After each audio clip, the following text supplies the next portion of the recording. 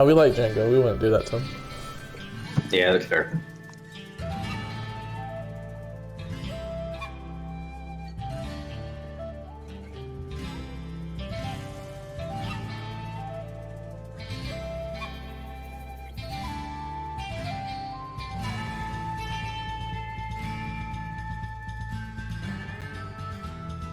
Ugh. Hey. Hi. All right. Who is gonna play Lift tonight? Lift has entrusted his character with any of you guys. He trusts all of you equally. Going once? Going twice? I'll do it. You will? Okay. Yeah, I'll do it. Do you have a lot of experience playing a giant crab? Yeah, I do. I think I have a PhD in it. Okay. Let me just, I'm gonna play on Aurora. By the time we're done, make- he's gonna be madly in love with Theodario. No. Bubbles has a real issue with Freaky Friday plotlines, so we cannot actually do that. Yeah. Now, to be fair, the only Freaky Friday plotline I like was yours. So, to be fair, in the trigger warning survey I sent out at the beginning of the campaign, he put in every box Freaky Friday dungeon or adventure. So yeah. So what you're saying is the next arc is a Freaky Friday adventure. I mean, I do love a good Freaky Friday adventure. You have to be playing the campaign for a while to make it work, you know? You can't just do a Freaky Friday one shot. That doesn't fucking count. You guys have a year of history together? Oh man, that'd be a great Freaky Friday adventure arc. Oh my god. Yeah. The other good one is Muppet Babies. Everybody gets turned into a baby. That's another good, stupid arc. So. Yeah, I do like that one though. Yeah. I kind of like that one. No, see, you need to write the most serious arc you can think of, and then in that arc, everyone gets turned into Muppet Babies. There was a side quest in Ghosts of Saltmarsh that neither group ever found, and it was called Ghosts of Saltmarsh, where they all get turned into goats. It sounds terrible. We'll be honest with you. That sounds amazing. Nah. Both groups like walked right past it, stood right over it, but never actually activated the side quests. So I was like, oh well. But I might make it a one shot when they release the rules for that. I guess they already have them out. There's a game where you play as dogs and cats or whatever. Yeah. But yeah, you can do like Ghosts of Saltmarsh, and they're all like Cthulhu cultists or something. Might be kind of fun. Hey, can you do me a favor? Can I what? Can you do me a favor? What do you need? Can you bring in Groovy 3? Right? We'll rename it Lift and put it on a loop for like white noise or something silent. Okay. That way I can get my my light up things to work. Alright. I can rename it to Lift. Okay. We'll do Type in like silence for 10 hours. Is that on YouTube? Somebody has silence for 10 hours? Everything's on YouTube. Alright. 10 hours of silence. 1 million views. Yeah. Sorry. Stupid me. 4 million. 4.5 million. Yeah, 4.5 million. There we go. Never cease to be amazed by the internet. Oh no, whoops. I put it in the wrong one. Oh no! I don't know how to computer. Okay. Yeah, me too. Yeah. Wait, you work for like the IT? Shh, we can't talk about our jobs. We can't talk about our jobs. It's too political. It's too political right now. Yeah. In a world where wearing a mask to keep people from dying is political. Everything that we do is too political. So, like, I wanted to say, I just got back from Target, and there was a dude in the food aisle, no fucking mask on, and we were like, "Are you serious?" Oh, you notice he says was. He says was. Because he's dead. Because he took care of it. Because he fucking killed it. Damn, dude. Yeah. Confessing that on stream. I don't know. That's a bold move, Wear your mask, everybody. Wear your fucking Good thing the authorities are too busy abducting protesters, so you don't have to worry about getting in trouble. All right, enough of that. Let's go to a place that makes sense. Skull Shackles. Give me Huh? Son of a bitch. Do they take away the FBI agents that watch our webcams to send them to abduct people? Is that why? Yeah, I did get messages. They're very sad to be missing out on the stream. They're pulling for Django. They hope that Shiva could find it in her heart to love 2 Catmen. But that is a lot of spiky penis to handle. So we'll have to see. That's true. Yeah. I myself am capped at only 1 spiky penis. I don't know, like, you know, she's a hardcore lady. And I'm only half the woman that Shiva is. So. Oh, I mean, I don't presume to know for sure, but we'll see. We'll see what fate has in store for us. Yeah, what's the DM know about the NPCs anyway, right? Yeah, exactly. You know nothing. I've done extensive research for this role. My search history is very colorful now. All right. So, Speaking of that, last week we were down at Bubbles, but we were up a lift. Bubbles was very sick, both in game and out of game. Fortunately, he managed to pull through, thanks in part to me painting Save Bubbles on the local water tower. It seems to have worked wonders. The hard work that was put into prepping the 14 different locations that you could have gone on this island was thrown in the trash by Ana Laura's player, who hates me intensely and is always looking for opportunities to spite me. So instead of doing any of the prepared content that had been advertised for a couple of weeks, you guys demanded a theater house so that you could do an opera improv. But I showed you, because I had this beautiful fucking theater house all ready to go. Yeah. Anyways, you guys had a theater production, and because you made incredible flyers, it lured a certain Calvin Candy and his inner circle to come down to the theater house and take in the spectacle for themselves. The play has been a bit on the nose, a commentary about Django's past disguised as Mango Unleashed. Candy seems to be getting some vibes that maybe this play is about something that transpired in his life, but he definitely is feeling a connection between Mr. Bonbon and himself. When we last left off, Captain Bubbles was shot in the back with a real gun and paralyzed from the waist down because Citrine, the co-producer, did not want to pull any punches and use fake rounds. Bubbles, you were backstage healing. You were Mr. Bonbon, and you were shot dead by Mango Unleashed. Now, you guys are preparing for, I believe, the finale of the play. So, that's where we left off at, I believe, is you guys were going to finish this thing up. The final act, or were there like 14 more acts? I can't remember. I think there were a few more. Okay, I am strapped in and ready to go. Not prepared. All right, let's see. All right. I queued that up last week. I know, but we didn't get the chance to hear it last week.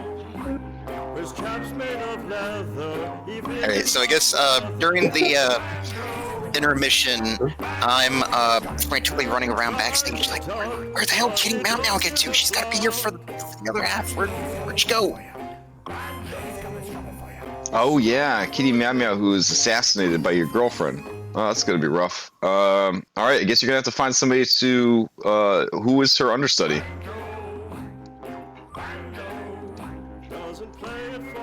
I wonder who was. Oh, was that you? Claximus? Were you the understudy? I don't know if I can be. I'm already. I don't know, but I really like that picture. I got. I'll look in the back, see if I see anyone at all that I can put off the stage. Genius. I mean, those junior crawls out there.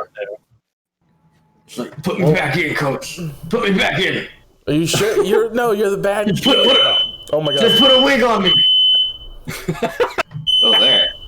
What was that? I admire your enthusiasm, Captain, but you're still playing the bad guy here. Okay, alright. I'm gonna crawl back.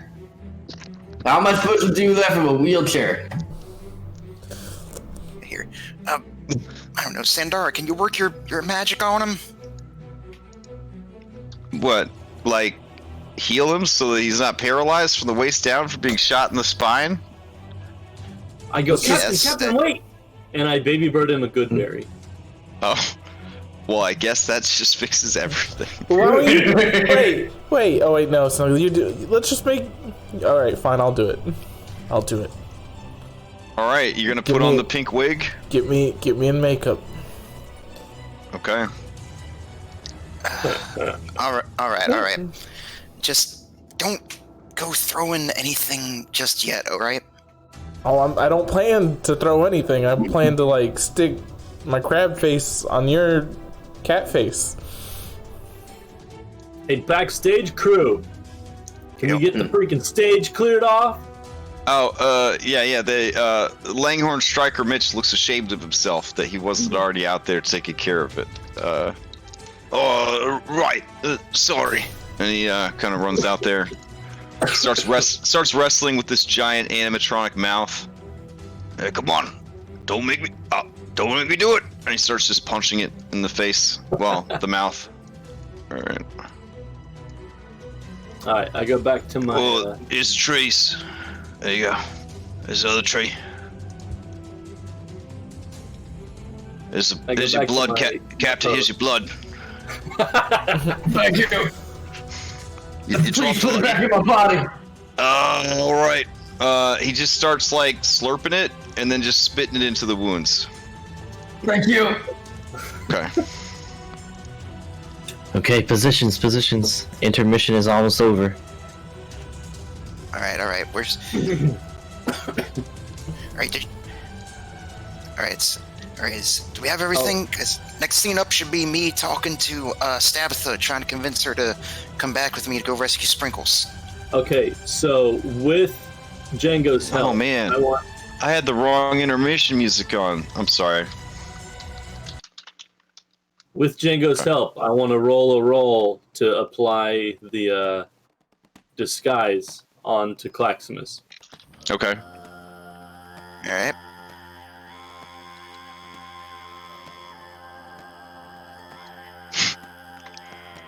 There we go. 23. I'm not gonna lie, I'm kind of into this music now. I know, right? It's so like, good. It started as a goof, but like it's on my playlist now. It's good. Fucking Mongolian throat music, man. It's relaxing. Yeah, it is super relaxing. Okay, let's see. This guys get 23. Yeah. The secret here is Claximus's body is somehow made smaller by his mascot costume. So you actually just put the pink wig and the sexy dress on the goat, and then so it's Conti is playing Claximus, who's playing a goat, who's playing a female Catwoman, who's playing a woman that's in love with Mango. I'm a 7-layered deep burrito here. Holy shit. Okay. At least you're not going undercover in the play, because that'd be even deeper. Time would slow down so much from the inception that no one would ever age. Okay. Take it away, you guys. I'll react to you. You guys have the stage. Also, tell me when the intermission's over, and we'll get rid of this great music and put on the dramatic stuff. Unless you just want to leave this on. Yeah. Oh, is this the music for the scene? Okay. Get in position. All right, come on. So I'm not gonna lie. the bullet wound and the illness. I don't remember the play exactly. Do I go out at some point here? Oh no, Captain, you're dead, mate. No, he's not dead. He'll be back. Oh no, sorry, Captain. You'll be back later. I read the original script, Captain. That blue lady, she keeps changing it on me. Oh, okay, yeah. No, you got shot in the flashback. That's what happened. Can I just get not get shot next time? I really appreciate not get shot next time, and I'll look at shit turn. Can we do She that? looks over at you, and she's like too busy counting money. Well, I mean, you don't even have like it's literally one less thing to put in the goddamn the gun. It's like it's not that. All right. She looks over. She says, "I promise.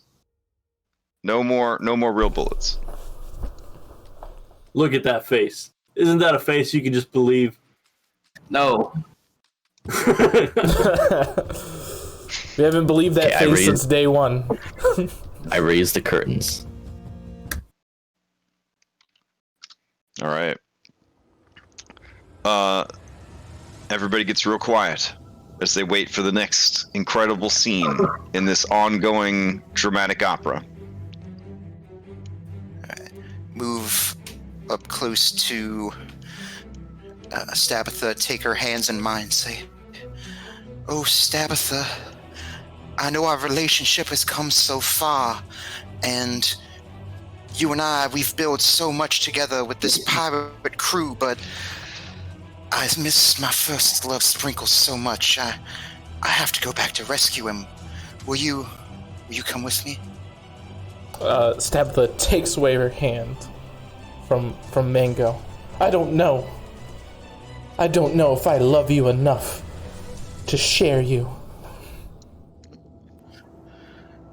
It wouldn't just Sandara's hanging on every word, watching from backstage. We would be sharing each other. We would just be expanding our relationship. There's nothing that says that three people who share similar interests and backgrounds can't fall in love with each other. But that's the thing. We don't share backgrounds. We're from two different worlds. Yes, but you haven't met him yet. I'm sure when you see him, you will be just as enthralled and enticed by him and his wonderful muscular body and his large, beautiful eyes as I was back then. Stabatha raises an eyebrow. Her interest is A piqued. minor illusion, just giant, big, fat tears coming off of Stabatha. Do you promise to love me always? Of course, you Do and you I. swear it? And I move down on one knee and I'm like, "Of course, Stabatha. I could never give you up. I could never let you down. I would never run around and desert you." Then I'm in. Stand back up with a determined look like, "All right, come. We must board our pirate ship. Leave him, and we must leave at dawn." Does Stabatha wear like a dress? I hope she wears a dress because she hikes it up because she's gonna run, and you know how they do it. Sure, sure. They gotta hike it up so they can run, so they don't trip on each other.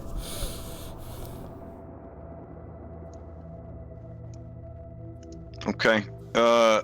From backstage, you hear Langhorn Striker Mitch kind of groan as he carries this ship out to the stage. Oh, all right. Citrine, are you sure it was a good idea to spend the only 500 gold we made buying a 500 gold fake boat? And she just slaps him. All right. Turret, isn't he? Oh yeah, he got thrown off the stage. Never mind.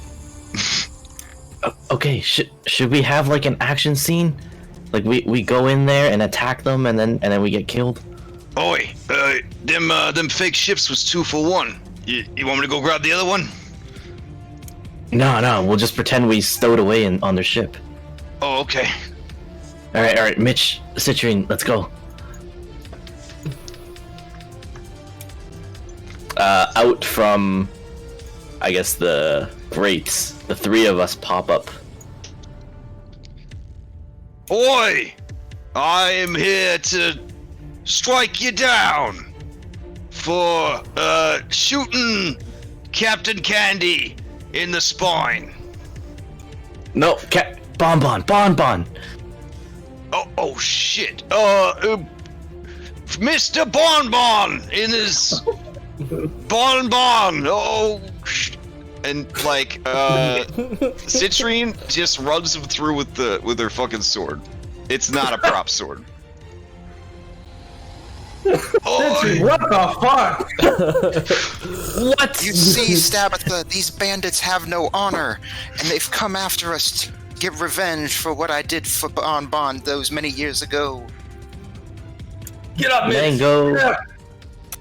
Captain, I'll always love you. Heal a word. Heal a word. All right, Citrine readies her action as you healing word. She stabs him again. Damn it! What? Stop stabbing him! Stop! Oh no, my character! What's away? It's Zara. Okay. Oh, she Here. turns and says, "We are the Bonbon Cavaliers, and we have come to extract vengeance upon you. No slave escapes from Bonbon Island and lives to tell the tale. You and your minxy girlfriend will meet the same fate as your boy toy lover." And her sword ignites in flames. I pull out 2 guns. Dual wield. And I look at them. Now we gun you down. Prepare to die. I mage hand a goodberry into Mitch's mouth. Alright, Mitch wakes up just in time to be lit ablaze by the real fire. Because Citrine has not pulled any punches. He cries out, "More! My body!" And everyone gasps as the fake fire is so real, and the smell of Langhorn Striker Mitch burning alive smells and looks so real. He runs and falls off the fake ship, and then off the stage, begins rolling in the mud, trying to put himself out. You'll have to Alright. get through me before you get through Mango. And then I take out I take out my gun. But I don't know how to use a gun yet. Alright, she charges forward. She's gonna run you through with her fucking flaming rapier. I'm gonna chuck my gun at her. Alright, you hear a crack and then a discharge as you break her nose, and then the gun shoots her in the stomach. She lets out several cries and curses and then stumbles off the stage, or off the ship. Once she hits the stage, you hear another crack as her ankle gives way. And then You'll never make it to Bonbon Land. Then I look at I'm gonna Ana assume Laura. that there's like a trap door in the side of this prop ship where I can come out underneath it and then like pull her under the ship. Oh, So I'm sure. gonna pull her under the ship and down into the area where I am. Okay. I look at Bandit on Lore and say, just because you can dual wield doesn't mean you're proficient at it. And I do the whole like revolver ocelot thing with my pistols, toss it from one hand to the other, twirling it in my fingers, and then bring it up. Bang! She stumbles backwards into the flame, catching on fire, and then rolls off the side of the ship. Heed my words. You will never make it to Bonbon Land. We will get you one day, Mango. Mango. She pulls Mitch and comes back.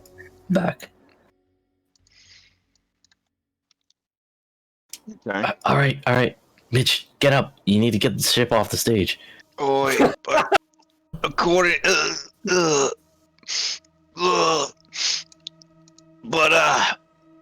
Citrine said this is when the dragon turtle attacked.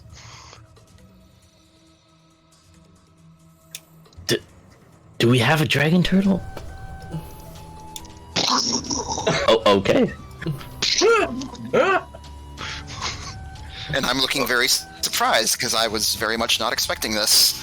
Yeah, I'll tell you what, it took a lot of courage to go down to the bay and hire that bloke, let me tell you. Well, he's a lot smaller than the last one. Alright, it just starts destroying the boat and putting out the flames with its bulk. Mango, I mean, you read the fucking script, man. What are you gonna do? Yes, but I don't recall this being in here. Stabitha starts climbing on top of the turtle and just shooting at it. Boom, boom. Oh, okay. Boom, boom. Oh man, people are cheering. They're going crazy. All right, keep doing the flip tricks with the gun, throwing it over my shoulder, behind my back, bang, bang, bang, bang, each time, bang. All right. Eventually, the turtle looks over and Sandara gives it a nod and it says, "Oh, I am bested. The sweet embrace of death comes for all, and for me, the time is now. Bleh." Then it just kind of dies. So real. That's how the story should have happened. It was close to going that way. Kinda. Okay, go. Well, I start pulling the turtle off the stage. Okay, I don't think you can pull the turtle off the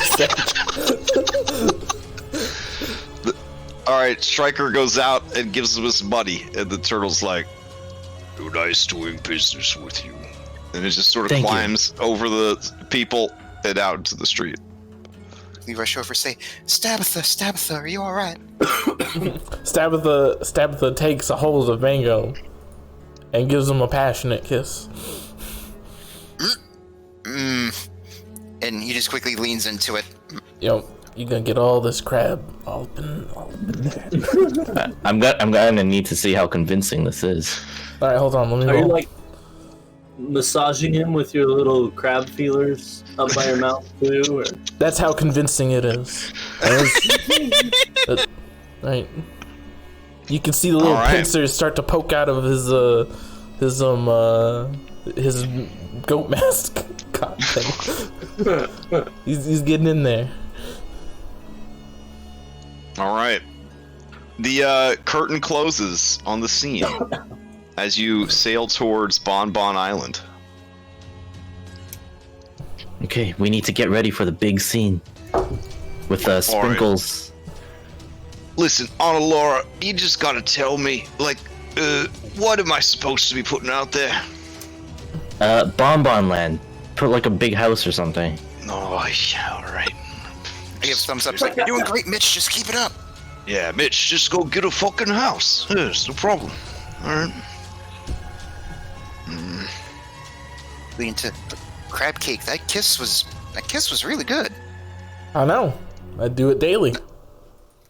Yeah, I can tell. I'm sure Miss Sandara helped you practice. Nope, not just her. Alright, the house is ready. He's just like dripping sweat. He's got like nails sticking out of his hand. Should we just have Bonbon with like sprinkles tied up and then you guys show up? On the Hold bright on. side, I think on. Citrine might be dead, so that's good. Wait, I took a look and I was like, if there's Bonbon and then there's a dragon who's me, and then I'm Stabitha who's me. I take the wig. No, lift the sprinkles. No, but I'm the dragon. You know, Oh, there's a right-hand dragon? man's the villain. Who's gonna be that now? Sandara can be it. Sandara can go out there. As what, the Alright, dragon? how much money did you spend on this dragon costume, Claximus? No, I'm the Pennel the dragon. Oh, like you're the Pen. I right-hand thought you man. were actually a dragon. Now I'm Oh, actually okay. a dragon. I'm the right hand man. Okay. I take my wig and I'm just like, look at Mitch. And I was like, congratulations, you have the role. Wait, am I Stabitha now? Yep, you're Stabitha. So you're not Striker, Mitch. You're Stabitha, Mitch. Right, and we don't say the that's word good. candy. Don't say the word Got candy, it. All right. or I'll whip you. All right. You've seen him. He'd do it too.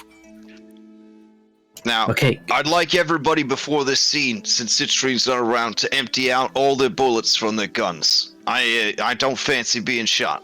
You know I don't use guns. Well, you broke the hell out of Citrune's face.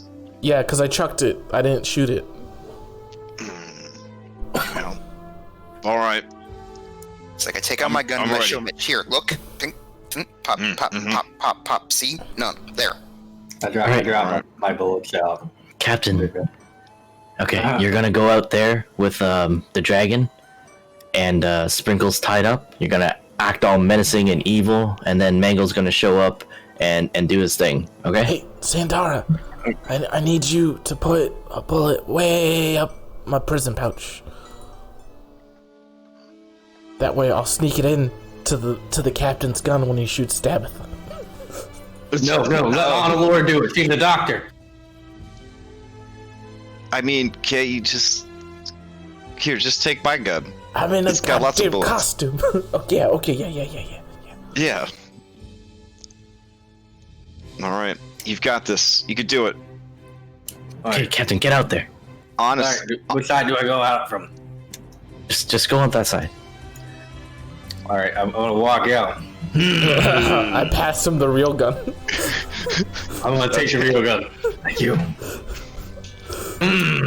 We should have a tied up Sprinkles or something. Oh, yeah. Lift comes stumbling out of wardrobe. No, I got him. Here you go.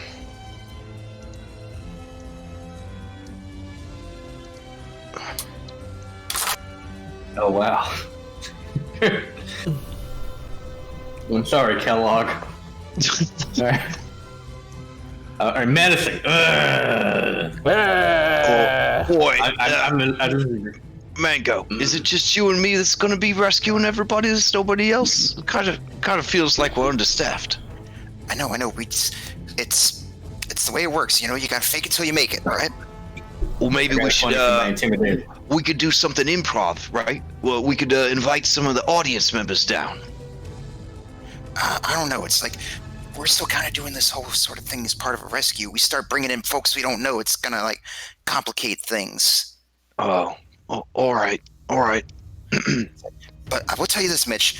You're thinking outside the box. It's good, just not right now. So just keep doing that, all right? I mean, normally I'm only thinking about striking things, but I feel like the theater's really bringing a bit more out of me than normal. Yeah, now he's gonna stab things. All right. So out on the stage, what is transpiring? I'm trying to intimidate the audience. I got a 20 for my intimidation. Oh, okay. The audience is pretty intimidated. My deception check was to see if I could whisper enough sweet nothings to Citrine that whenever they find her, we're just making out. Oh, wow. Oh, okay. Was it in Draconic? I don't think I speak Draconic. Let me see. No, it was in deep speech. The sexiest of all speeches. Oh my god. The language of Cthulhu? That language? Yeah. Okay. Alright. We'll have to see how that goes after the show. Alright. The audience is intimidated. Local law enforcement official looking over at you. He's giving you a hard look, Fernando. I make eye contact with him. I flick him off. All right. He even calls out, don't be thinking that just because you're some fancy, well-to-do opera star, I won't be coming after you, boy. I'm not putting the finger down. All right, come on, Mitch. It's like, all right, come on, Mitch. Let's go. Oh, all right. Oi! It's me, Stabitha, Meow Meow, and I'm here with Mangos, who's unleashed his Mangos, and we is here to stab ya and strike ya. Give us back that there Sprinkles, cause I'm ready to get Eiffel Towered by these two fine cats. I'm gonna turn to Flax and be like, do I shoot him? What do I do? No, not yet. Wait till they get closer. Wait till he doesn't expect it. Yeah. Now do it. Okay. I see it. All right, you shoot All right, let's see. point blank in the guts. They're real bullets. Striker bitch goes down. Blood goes everywhere. 7 points to the dragon. Captain, you're supposed to take out the bullets. Ah, fuck! I forgot. Now, All right, Bon. I've had enough of Sorry, you. Bear. 2 of my loves you've taken from me, and I will not have any more. So my Oh, mage yeah? goes up and is Yeah. tugging on the captain's coat to try to get him to notice and give it a good berry. But my mage hand is also invisible because I'm an arcane trickster. So oh yeah? You're not gonna let me take any more of your loves. I'm gonna walk to the door and pretend like, like I pull out my milkshake book and I start reading it. We'll see about that, Mango.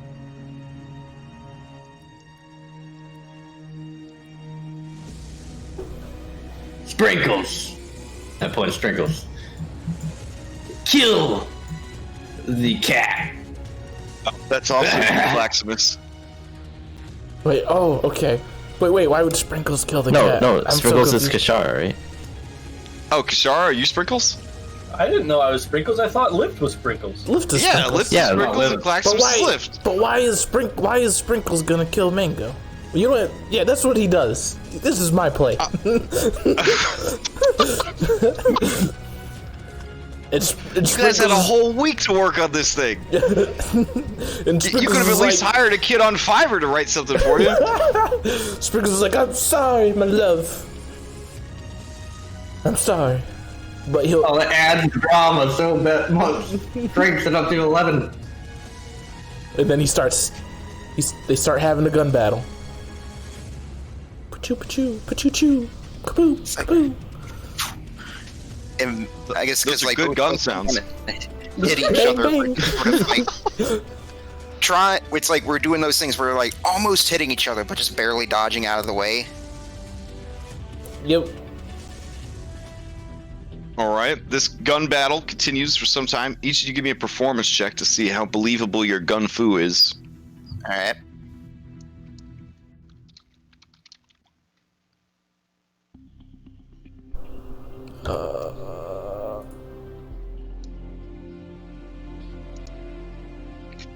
Okay, I'll be no. honest. Yeah, I'll be honest. It ain't great. It ain't great. You mostly just shoot blanks up into the sky. They're Sprinkles.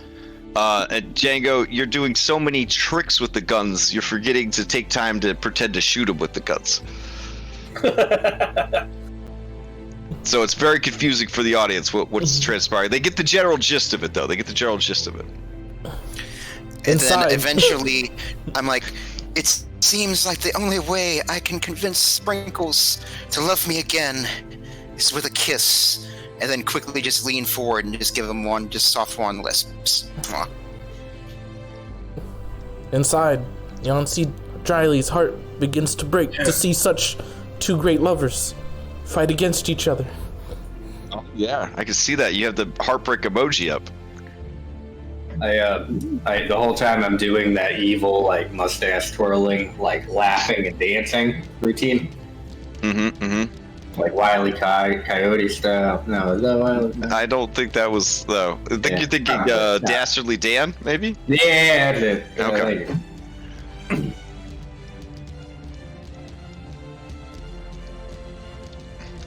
Okay, and then? This is your... 20 from the dance. Oh, wow. Wow. All right. As is usually the case with a leading man, Fernando, his years of experience in the theater, his star presence, his animal magnetism, all attention is drawn to him.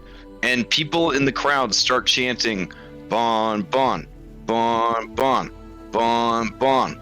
And looking around, Candy is very pleased by this, and he begins to smile and clap his hands together, and he starts saying Bon. I immediately message the captain and say, I think the best way to get close to Candy is going to be if Bonbon wins. That's And true. then I messaged the same thing to Django. I nod, and I pull my gun out. Oh And shit, I messaged the same thing to Lift and Plaximus also, just so that Yancey Dryly doesn't fuck it up. I pull my gun out, and I shoot through Sprinkles and Mango at one side. Just sort of like grit my teeth as I hear the message and kind of like resign myself to it, and then Damn. as the bullet hits, just slowly go, oh, I'm sorry, my love, Sprinkles. I'm sorry. Then, boom, fall to the stage. Oh dang! Onto the band. Oh no, just on the stage. Oh, okay. I wouldn't. No, I don't want to deal with Rosie's anger later. No. Okay, Sprinkles, you just watched the man who was your best friend who came back to rescue you. Just die right in front of you. Well, I got I shot wanted through to my shoot back both too, of them. so I fall. I Oh, collapse damn. on tops. I collapse on top of Mango, and I'm like, my love. And then Wow. like mid breath, life just leaves the body.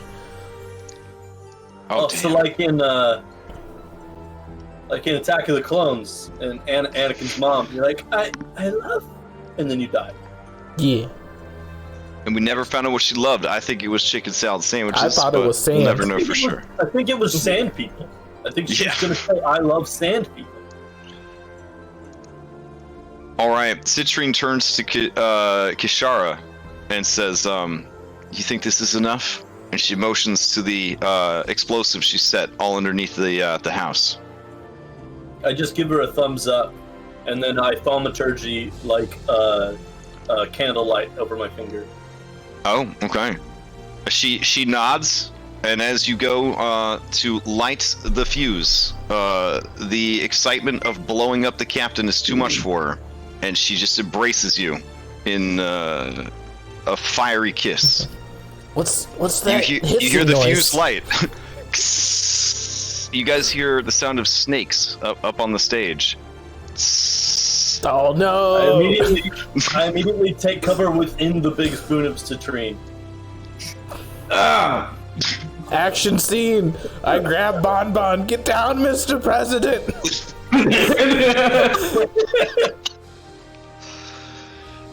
All right, I'm trying to follow the narrative here, but is it my understanding that you're making it so that Bonbon wins, so that he thinks you guys are great, or so that Candy thinks you guys are great? Oh, okay. Yeah, that way he'll probably invite us for a private showing. Oh, okay. As the smoke clears, most of the stage is destroyed. The frog, who thought that he had got a pretty good deal, looks in horror at his destroyed and burning wooden stage.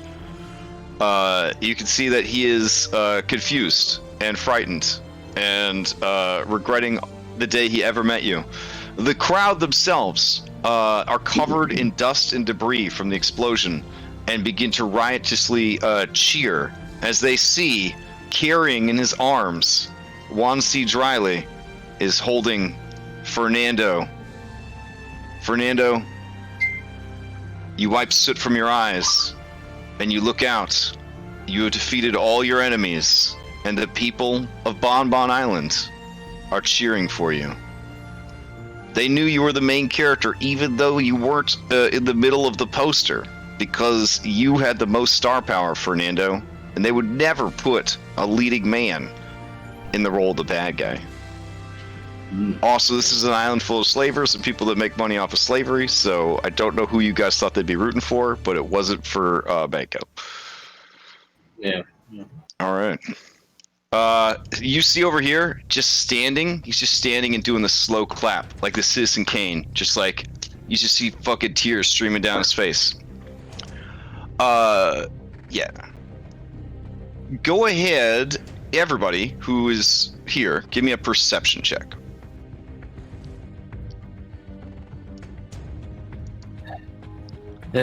Oh, dang. All right, Django, you already knew this about Candy, but Kishara and apparently not Fernando. You're two drowned in accolades. Claximus and Kishara, you guys both notice that Candy's hands are on backwards. Oh fuck!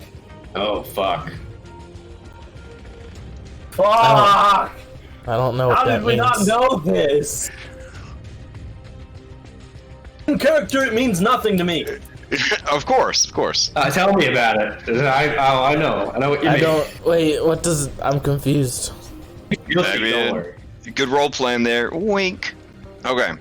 But yeah, he's super happy. As he stands up, his entourage stands up, and then all of the people stand up, and it is a standing ovation. They are showering the arena with paltry coin. It goes over really, really well. So stand up and then motion everyone over. Come on, guys, we gotta take a bow. Oh, okay. Okay, make a line, take a bow, and then I'll lower the curtains. So move in line with everyone, lock arms, bow. Thank you very much, everyone. You've been a wonderful audience. All right. As the music dies down, Jinjo takes center stage, and he throat sings everybody into their next activities or further into their evenings.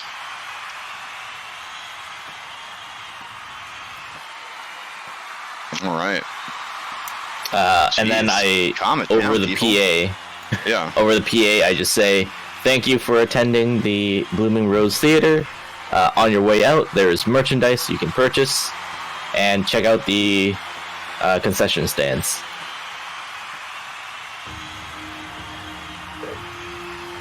Man, why are we pirates again? I feel like being like theater folk be way easy. Do you really want to compete with your brother? He's not my brother. He is your That's brother. right. It's not. I guarantee you, he's your brother.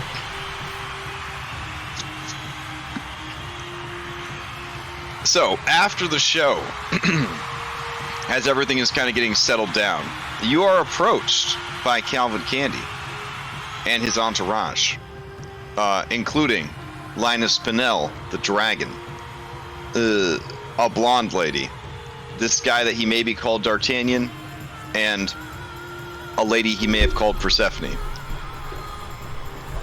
They want to shake everybody's hand. They want to meet the cast. Monsieur Candy, allow me to introduce you to Fernando. I take my hat off and bow. Now, Fernando, it is an extreme pleasure of mine to finally make your acquaintance in person, but I have to say that while you gave a stunning performance out there, this here kitty cat, you had a lot of passion out there. Oh, you mean me? I say as I adjust my nerd glasses. And that's Monsieur Candy. Is that how you say that? Oh, that you don't have to play coy. No, you did fantastic. I feel like out of everybody, even Fernando, that was out there on that stage, you were the one that was channeling something real. Oh, why, thank you very much, sir. I must say, it was not just me. I've been traveling with Fernando, and during the journey here, he was very good at teaching me the absolutely. I am gonna make you a business proposition right now, Fernando. Do you handle your accounts, or is there someone that is more qualified to speak with in regards to the exchange of currency? And the trapdoor flies open. She's right over here. I pointed out Laura. She kind of Right is here. adjusting. She's adjusting some stuff. She pushes past Laura. what would you like to discuss? Our sea elf. Please speak to our sea elf. Yes. Now, I have some very, very influential associates and friends who are visiting, and I had an idea. What if you performed that same play, but maybe, or maybe something different? I don't know, spice it up, but for a private audience at my estate.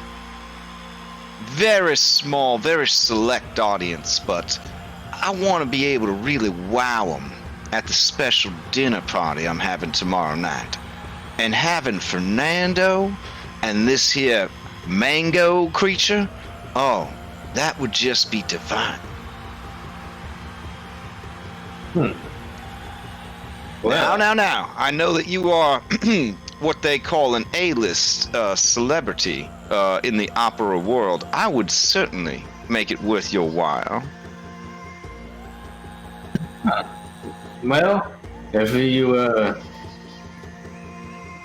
what do you mean by make it worth our while? We're gonna need at least 6,000 gold.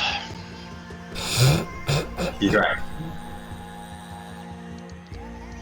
Oh, 6,000 gold. Oof, that is an awful large sum of money for one night of entertainment. One night of entertainment, but a lifetime of story. Oh, they kind of murmur to each other. All right, go ahead and give me a persuasion check. Be right back. Oh, all right. Candy's still on the fence, and Persephone kind of whispers to him. And he leans in. Does anybody eavesdrop or no? I'll try to eavesdrop. You know, Okay. right there. All right, go ahead and give me a perception check.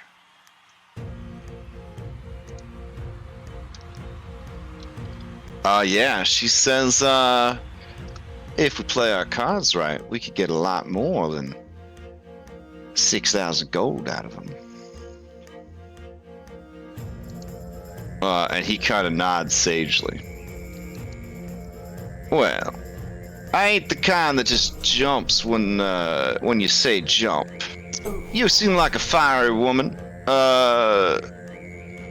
What say a 5,000? And then, if my guests are impressed, they'll be encouraged to make generous contributions to your here theater house.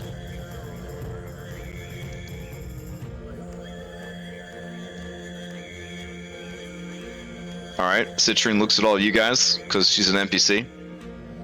Yeah, let's do it. All right. She says, "You drive a hard bargain, Candy, but we'll do it. We'll do it." Excellent. I'll send for you tomorrow. A little escort that'll take you on a nice tour of my fine island and bring you on by the house around afternoon, and then that'll give you some time to set up and get comfy.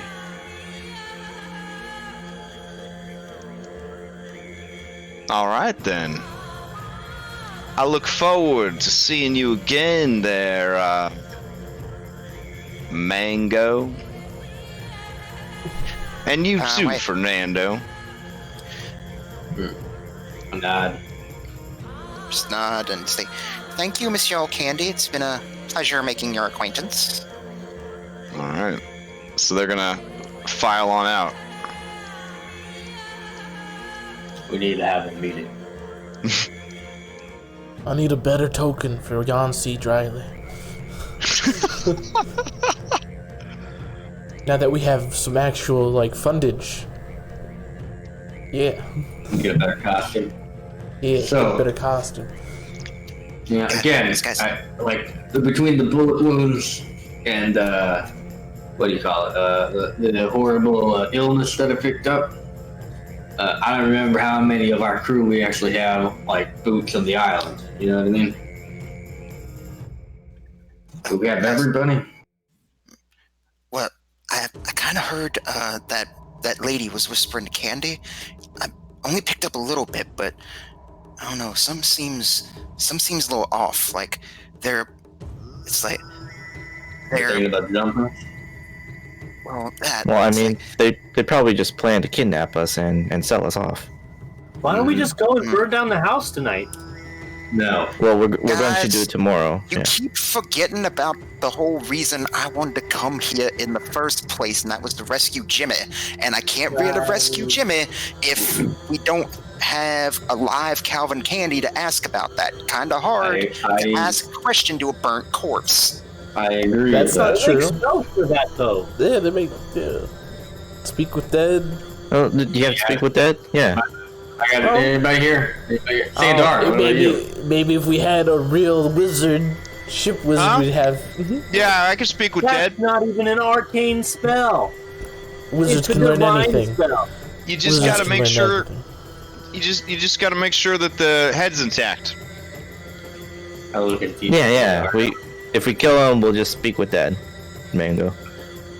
So here, okay, we need to have a meeting because I need more info. But the thing is that if they don't want to talk, they don't have to. Yeah, and I am sure after he knows it's me that came for him and we burned him and his fucking place to the ground, I don't think he's going to be wanting to talk to us about nothing. Yeah, wait, what are you gonna threaten him with? Yeah, Before we keep on going, did you guys see his hands? They're backwards. How does that even happen? Well, look, I little lady. shrug and I say, was talking monkey. There's a flame lady over there.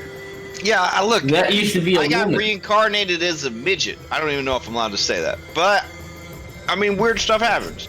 He probably just had a random spell flub up or something.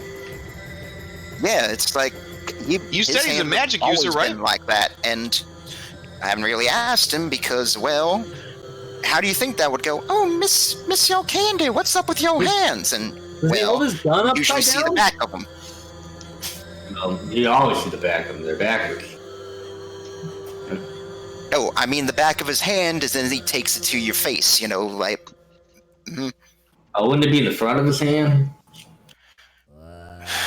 It's nice to see y'all don't mind making jokes about the plight of my childhood. It's real camaraderie going on here.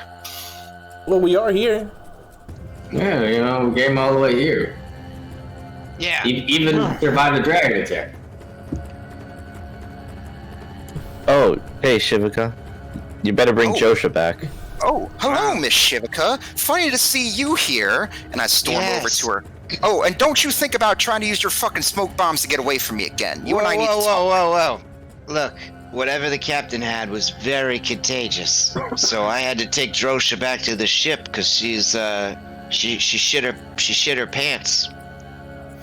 Yeah, she that's the least of your worries for that shit. And I just didn't want it to spread, because infectious disease, it's not a joke. Look, Miss Shivaka, I am really sick and tired of this shit from you, alright? I really am tired of you and your emotional bullshit right now, alright? My life is on the line here, and I am tired of you shutting me out. Just tell me what the fuck is wrong with you. I'm gonna put my hand on Django and be like, "It's now really the right time for this, Django." It is if her shit's gonna get us killed. What's wrong with me is I've been dragged back into this life.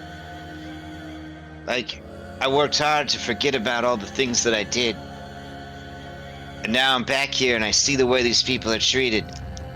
And I see the disdain and the complete absence of any sort of empathy or compassion.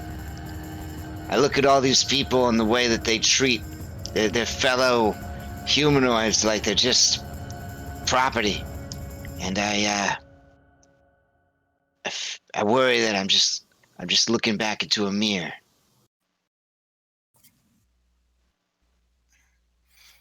And just take a moment in the silence and then hug her tight and pick her up. Look, we can deal all that during the Shivika arc. This is the Django arc. Our arcs are intertwined, you stupid dwarf. That's not true.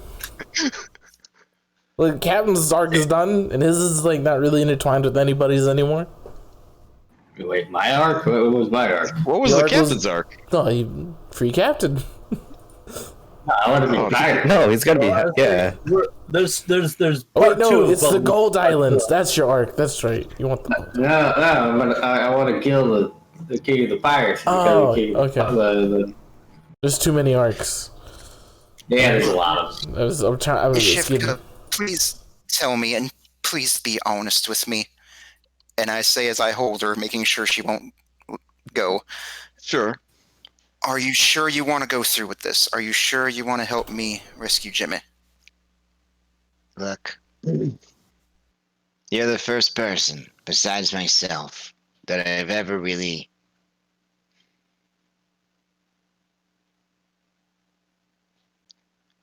So, that's why I'm willing to help you. Because even if it doesn't... What, Shivika? You didn't finish the sentence.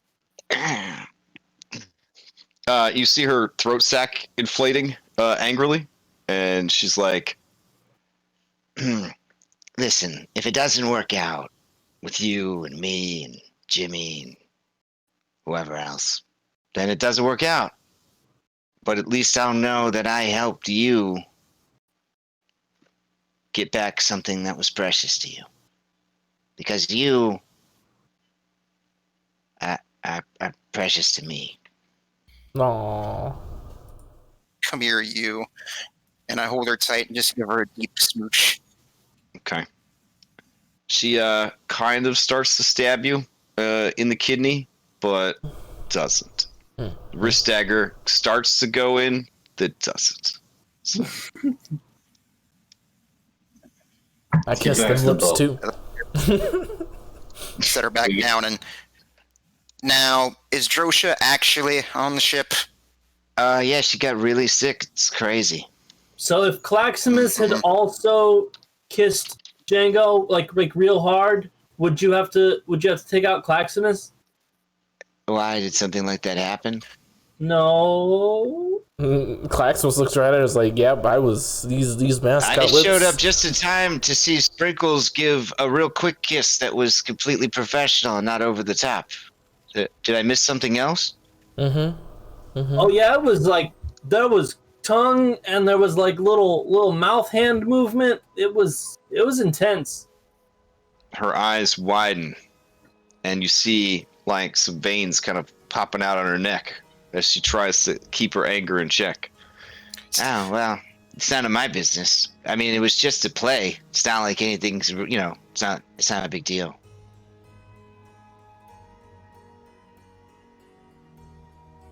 All right, let's all just. Isn't it though? It's kind of a big deal, right? I mean, to you, right? You're kind of upset. I feel like you're a dangerous individual, and we need to make sure that you're not harboring any resentment, because, you kill people. And I know that's... We all kill people. Well, yeah. Okay. Your feelings are your own business, Shivika. I respect that.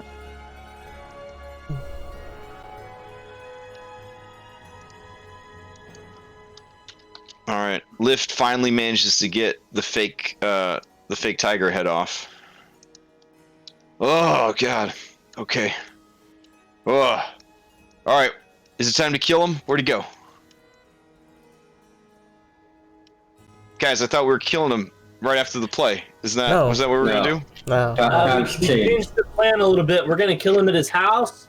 I say we should just burn it down, but Django doesn't like that, so I guess we won't. Let's go back to the boat. We're going to talk about game plan. All right. Yeah, I think we all need to take a bit of a breather.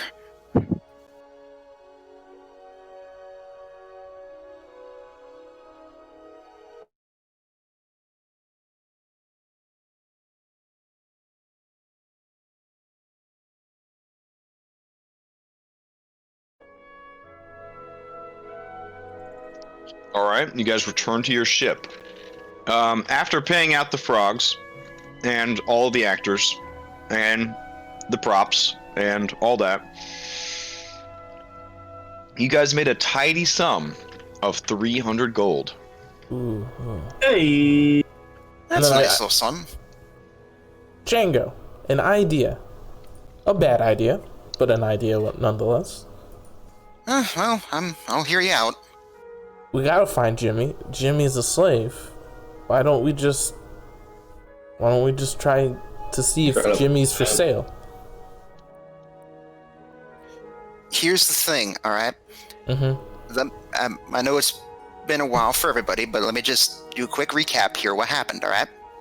Me and Jimmy spent the better part of a year sneaking away at night, getting little parts, built ourselves a boat so we could escape. The plan on the night of the escape was that since he worked in the big house, he would cause the distraction by setting a fire. Then, during the distraction, him and I would get to the boat, and then we'd row away. The deal was, if either of us wasn't at the boat by sundown, to leave without the other one. I made it to the boat. He didn't. I saw the big house go up in flames because, well, kind of hard to miss a big house on fire. Oh, so you abandoned him? You asked me this before when you were the old man. It's nice to see that your role hasn't really changed in this short stack. Last time I did it to be an asshole. This time I did it because I genuinely don't understand.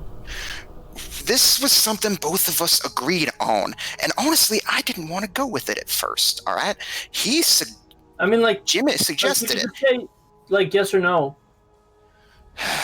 Look, the point is, you set the guy's house on fire, he's probably going to be a little bit pissed about it, and some tells me he's probably going to come up with some really fucked up ways to torture you, or, if you want me to be completely honest, probably threw Jimmy down the well, all right? Maybe that happened. You mean this well? I well? hope it didn't, but maybe it did.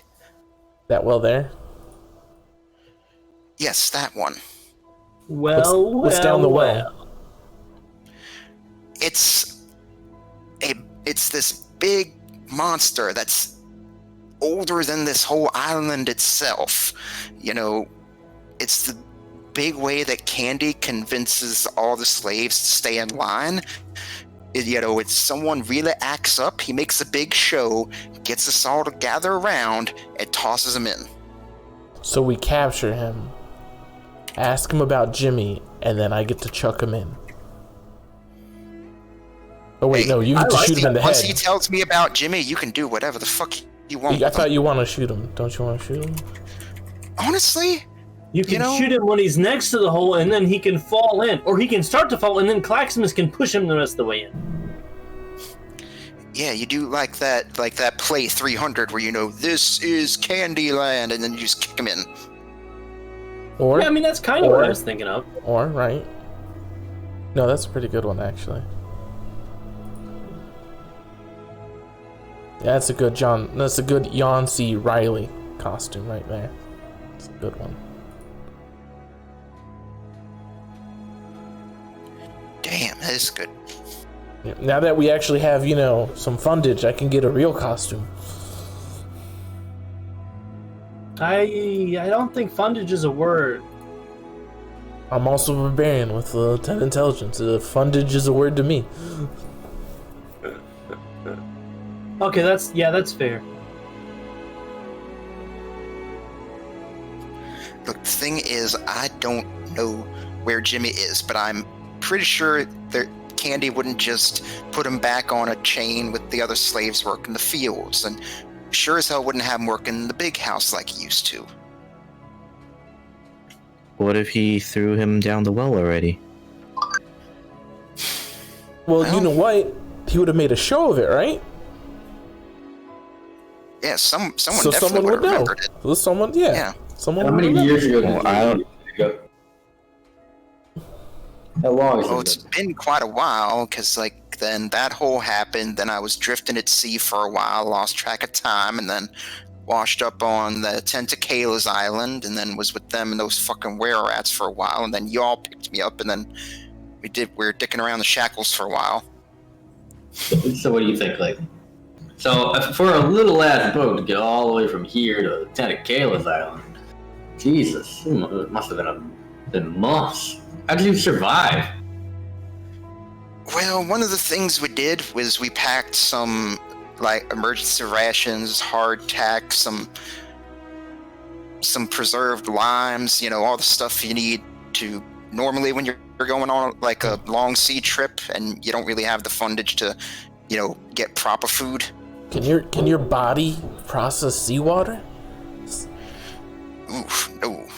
But Maybe he peed in the water container, drank that. I bet it can, because out of I feel like character. maybe cats can do that. look, are we here to talk? We get sidetracked easily, okay? Yeah. This is just how it Look, is. all right. So You- the boat. You just collect the rainwater when it rains. Well, this is a tropical or subtropical climate, so it rains a lot. Mumbly Danish. Alright. See, Every Danish time, knows about all this. Thank you, ma'am. every time I get to experience weather, it's hot as balls. Like it's just hot. I've never had rain randomly rolled on the table. All right, look. So here's a question for you guys. We have the boat in the city, right? Mm-hmm. So the idea, like, if we're going to be invited to the big house, we might as well go. Yeah. I say we take the same group that we had for the opera house, right, to the south. We have the rest of the crew. The Opera House crew, a lot of them died. No, I'm talking about the one that we just did. Oh, okay. I'm sorry. Like the last theater we went to. I don't know if it was the opera house. But we have the same group, so that we stay consistent for candy. Mm-hmm. We have the rest of the crew gear up and wait outside of the big house. Like whether I'm imagining it's walled off at some point. Not the whole team. A select team, a covert team, a small team, specialized team. Yeah. Yeah. The rest of them, what we could have them do is plant Stay at the bombs boat. throughout the island. No, they should just stay at the Or boat. be ready at the boat. Or be ready at the boat. Yeah. Alphonse comes into the captain's meeting. He has a tray of biscuits, but he trips as he comes in, and the hot burning biscuits. One of them lands on a mat and starts. You're roboting. Oh. Much like the robot you're representing. That. No, Alphonse burnt the biscuits. I decide to sort of like lighten the mood and maybe cheer up Alphonse a bit because I know he probably thinks he upset me earlier. I pick up one of the biscuits and tell a little bit of an anecdotal joke. It'd be like, have you ever heard of a ricochet biscuit? You see, a ricochet biscuit is a type of biscuit where it's supposed to bounce off the wall and into your mouth. And if it don't bounce back, you go hungry. I'm gonna roll the d6 real quick. Oh, God. I take 4 psychic damage. Okay. Alright. I just look at a biscuit that I picked up off the ground and then I throw it at the wall. The bounce. All right. Alphonse seems a bit confused, but you seem to be in good spirits. So he picks up the pieces of his body that got scattered when he fell, and he says, Well, if you need anybody to help with the, the thing that you're gonna do, I mean, I can help. I've been practicing with guns. We'll let you know, Alphonse. I say we put him on the team. Yeah, I think we put him on the team. Yeah. But we have a strike team waiting outside the big house for once they start. Once we start, well, actually, how about we place bombs in Port Fino, right? And Yeah, once we hit mark the it up. bombs, It's your map. Mark it up. yeah, let's do it. So here's my thought. And let me know what you guys are thinking. We place bombs throughout the city, right, on a timer. Okay. And we say on like at a certain time they explode. We time it for it to be the very end of our fucking performance, right? Like when you shoot them through the heart. Right.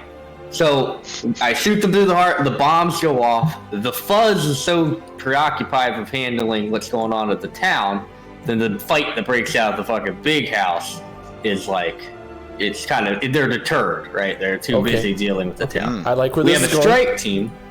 We have a strike team waiting in the fields. So once the bombs go off, they hear the gunshots coming from the big house. They rush in, right? And they support us from below, because I'm imagining we're going to be like deep in this fucking manor, right? I have a suggestion, Captain. Okay. Okay. So we got bomb team, right? They set off the bombs, and we got strike team in the fields. What should happen is strike team in the fields should instead secure this exit right here for us. Okay.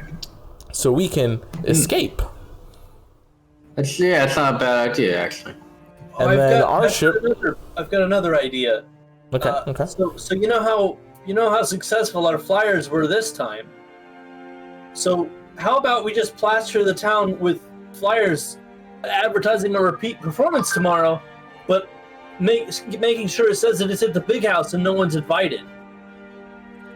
That way, when everybody they know how many gunshots there were in our play. That way, when they hear all the gunshots tomorrow, maybe they don't think it's a big deal.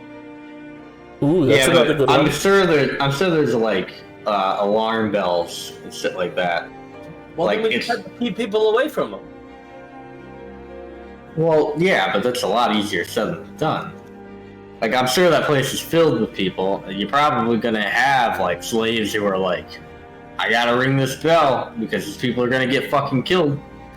You know what I mean? Like, there's like even the innocents in that building, because of the brainwash that the candy does, and the kind of environment that they live in, they're not going to be able to help us, right? If anything, their minds.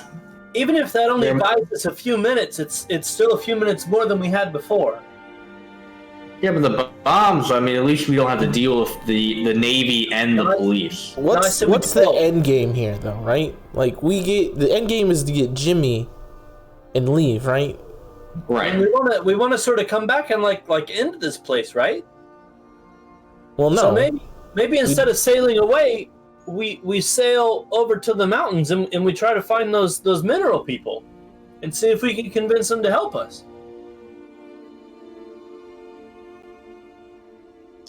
And we might be able I turn to Django. Django, what is the end game here? It's like let's just say we get Jimmy. There's still like 1,000 slavers on this island. Yeah. With what we have right now, we ain't taking this place in any way with what we got right now, but I'm actually kind of liking Kishar's idea combined with here. So bombs go off as distraction. It's like we take down whoever in the big house we can, get Jimmy, get the fuck out of there, and we make our escape and try to find these Shardmine folks, because that's what we'll do. We'll say, like, they might be a bit wary of us at first. They'll be like, oh, why should we trust you? And be like, oh, well, you heard all that commotion? That was us. And they'd be like, oh, so you hate candy? Well, we hate candy too. Let's work together. And okay, I'm going with that. So how many days do you think that is? Because that's how many days our crew is here, where a bomb just get set off, where they're the new people and they're the suspects. So I want to know. Yeah. The idea is you set the bombs to go off on a timer, and then you have our crew leave. I honestly think we should. What if we just have Dara with that crew, and she can help them all sail around the other side to the mountain in her boat hat? I don't leave our ship. I'm not leaving our ship. We're taking our ship. I just got that ship. Look, we should get Jimmy and leave. We should get Jimmy and leave. But hear me out, right? The bombs are on timers, right? So we could set the bombs during the day. Mm-hmm. They don't go off until evening, right? Yeah. They set the bombs. Our crew gets the fuck out of the city. We leave the port, right? And we either have them meet us at this dock, or there's always the Oasis, right? I mean, we'll cut through the Oasis, get back on the ship, and then roll out of here, right? Do we know what this is right here? It looks like a back dock. That's what it looks like a back. Yeah, but there's like a little fort thing. Do we know what that is? Like what they do there? I mean, That's Fort Cedarwood. Fort Cedarwood has a small militia. They oversee the Cedarwood lumber operation, and they have the other half of is Navy. So basically, it's like their base. So here's my thought for this then. If we send our strike team to the lumber mill, they can take out the Navy before the Navy sets sail, because the Navy's gonna have a lot more power when they're out at sea than they are. They steal the boat. On land. Steal the Yeah, boat. we steal, like you kill their leaders, you steal the ships, right? Even if we can't take Candyland entirely at this point, like even if it's something that we have to hit this place over and over again over a few weeks, like we'll eventually whittle them down, and then plus with their leader dead, like this place is going to be chaos, right? I think trying to befriend the local people. There's so much bad blood with outsiders. I think it's gonna be harder than it's worth. Does that make sense? Like,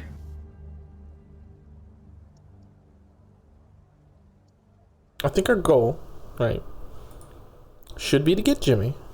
right. That's like the number one thing. Get Jimmy out alive. That's the I look But for Mango. we also, and this isn't to be bad. Like I don't want to upset you, Django. But we also have to be realistic here. There's always a chance that Jimmy isn't alive anymore. Right? No, I asked the guy. I asked the goat. He said Jimmy was still alive. No. Yeah, It's true. So we get Okay. Jimmy out, right? That's the number one plan. A good second is to kill Calvin, but if we don't. All right, but we escape with Jimmy, and we work on liberating the other smaller islands. I think. So I think if you don't take out Candy, right? There's still going to be enough of a leadership structure there for them to scramble the Navy, and then while we're trying to take out those external islands, we're going to have to be dealing with their Navy as well. I think it's better to take out Candy entirely, and all that whole group he had close to him. We try to take all of them out in one go, right? So that way, the leadership structure has collapsed. The city's going to be in chaos, right? So this whole territory, they're not going to be organized enough to try to stop us from taking the external islands. Once we take the external islands, that's when we strike the center. I have an addenda to this idea. Maybe we should find out which of the inner circle is the most useless, and then we should kill everyone but that. That way, when leadership falls to that person, they'll be worse off than if it fell to somebody lower down but more qualified. Yeah, but lower, this isn't like a democracy, obviously. This functions like our crew. Like, if all of our officers die, who takes over the crew at that point? Like, Fitz, I like Fitz a lot, but Fitz needs guidance. If all the leadership is gone, they'll fight for control. Correct. Yeah. Okay, I like this plan. Right. I think creating chaos in the numbers by taking out the leadership is our best bet. And then after we hit this, we take. I completely agree with Django. I think we take all the islands around this, and then we strike the center one last time, and we end it. And then plan B, if it doesn't go our way, should be to escape to the mines.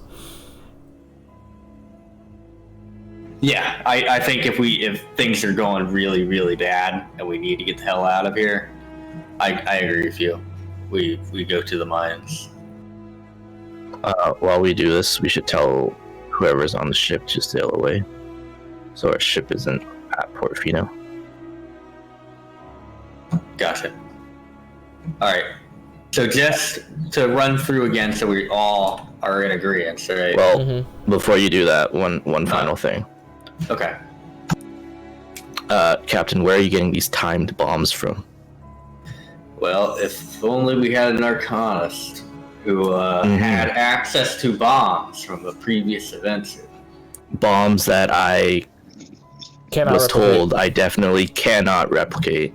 You can't replicate. You were them, because they were made by the Aldfair, and you'd need an expert in Aldfair artifacts and stuff like that to, Like instead of bombs, right? Just put well-placed fires.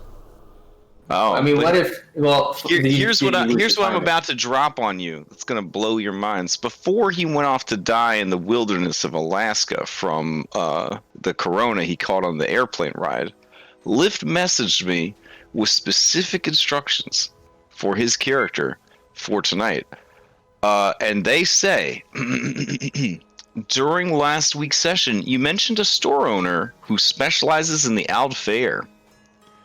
I want to make sure that we question this person so that we could get more information about the Aldfair and the stuff we found. I'm willing to trade sexual favors or one of Django's remaining lives for that information. That's the most Lyft fucking thing I've ever heard.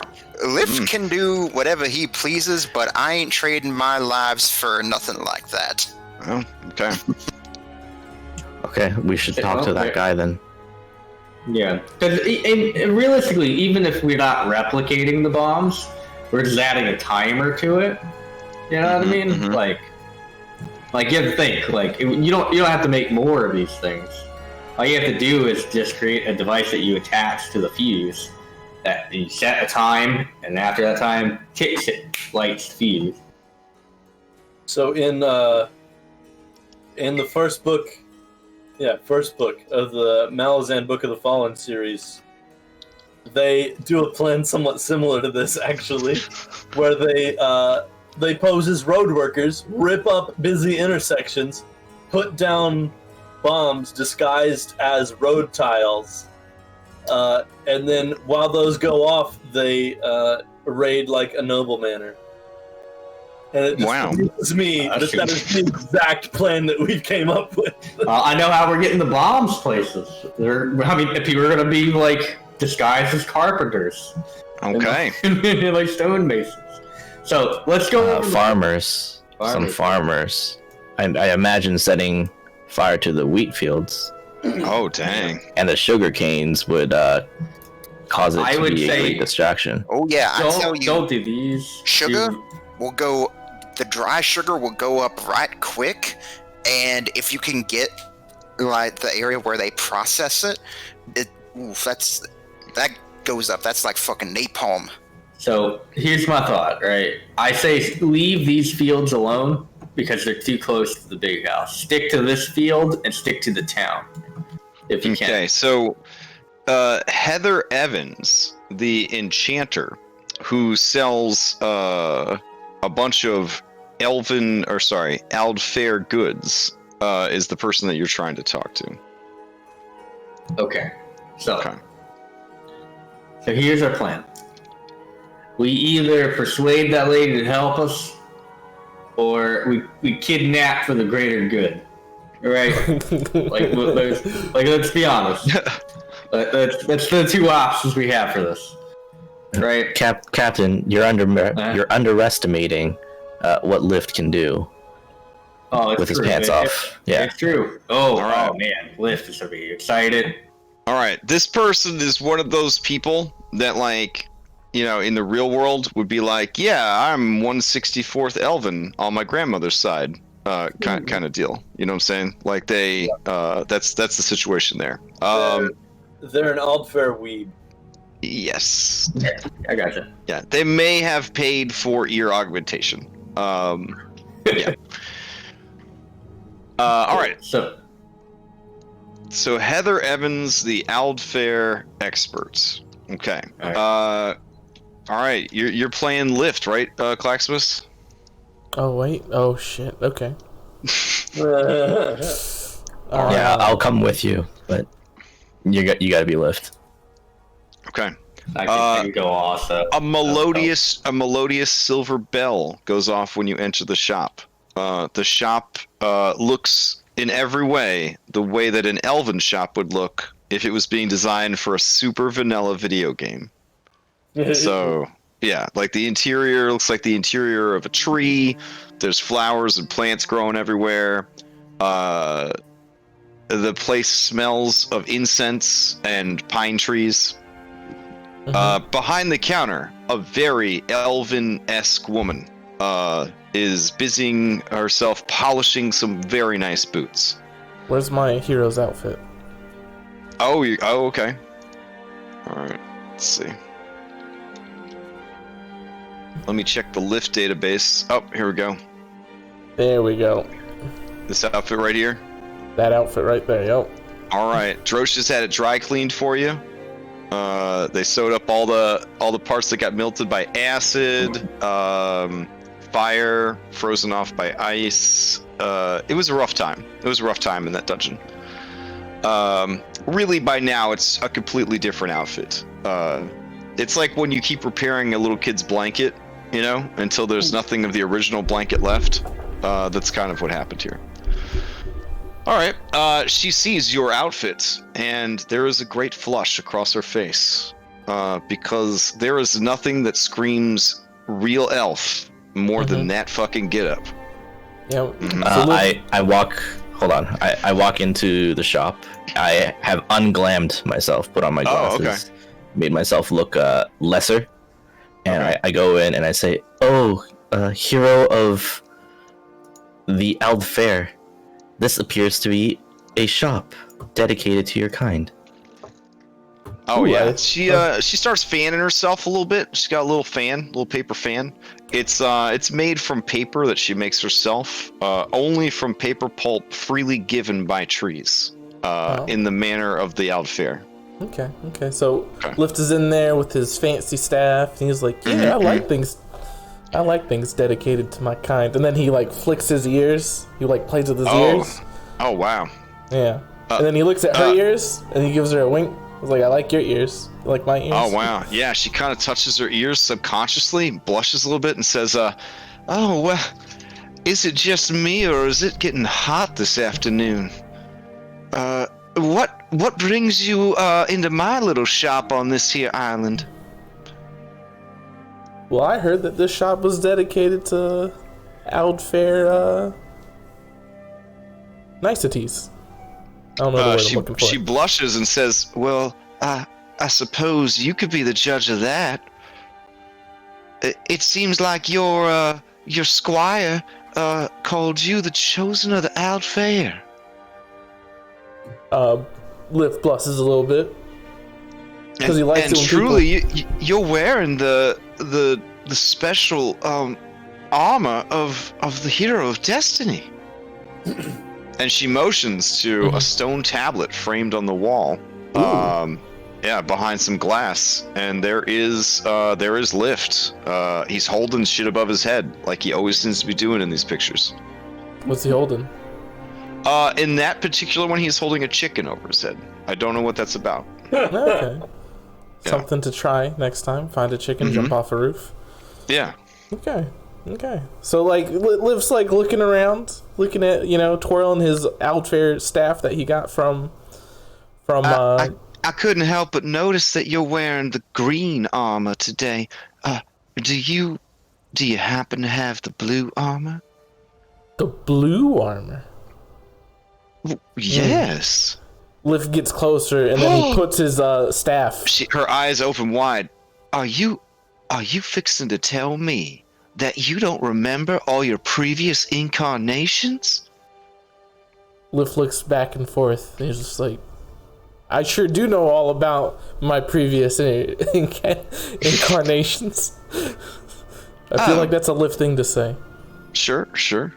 But the chosen hero, perhaps we should hear what this Aldfair merchant has to say about your legends. I would like to document. She to see blushes how and your says, "Oh well, it's kind of you to say, but I'm actually only 1/64th Aldfair on my mother's side."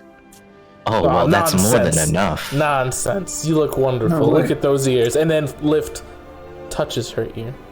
Oh wow, there is a sigh and a shudder as she closes her eyes at your touch. Steadying herself, she fans herself with her paper fan even harder, and she gets out her book of information about the hero of destiny, the chosen of the Aldfair, written by the great sage Prima.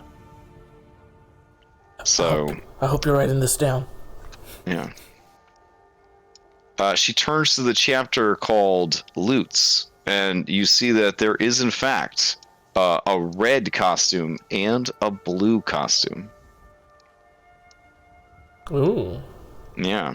The blue costume protects you from cold and gives you better armor and lets you breathe underwater.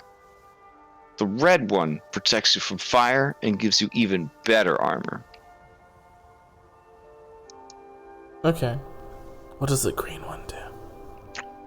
Much like the Moonblade that you guys got rid of, it can only be attuned by those who have woken to the destiny of the chosen hero. You gonna be some real shit if that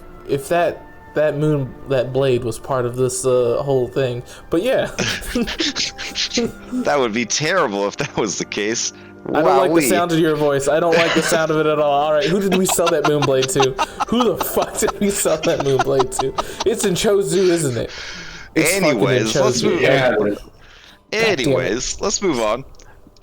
Yeah, so then you do see the same bombs that you have in the loot section of this this ancient tome written by the sage Prima. Mm-hmm. Great hero. Those are the bombs that we found in the last island. Perhaps this woman could tell you more about them. Oh, you could just call me Heather. But yes, these here bombs, they're made out of magic. May I read the text? Oh, certainly. It doesn't tell you how to make them. It just tells you all the neat things that you could do with them. Like how you could attach them to the end of an arrow and shoot them, even though that don't make any kind of sense. It's magic. Mm-hmm. Mm-hmm. Okay. So Lift reads about what they can do, if there's any extra bits that we don't know about. To your horror, Laura, you realize that these are crafted using magical crafting from the 4th age. That is to say, they must be created with Residium.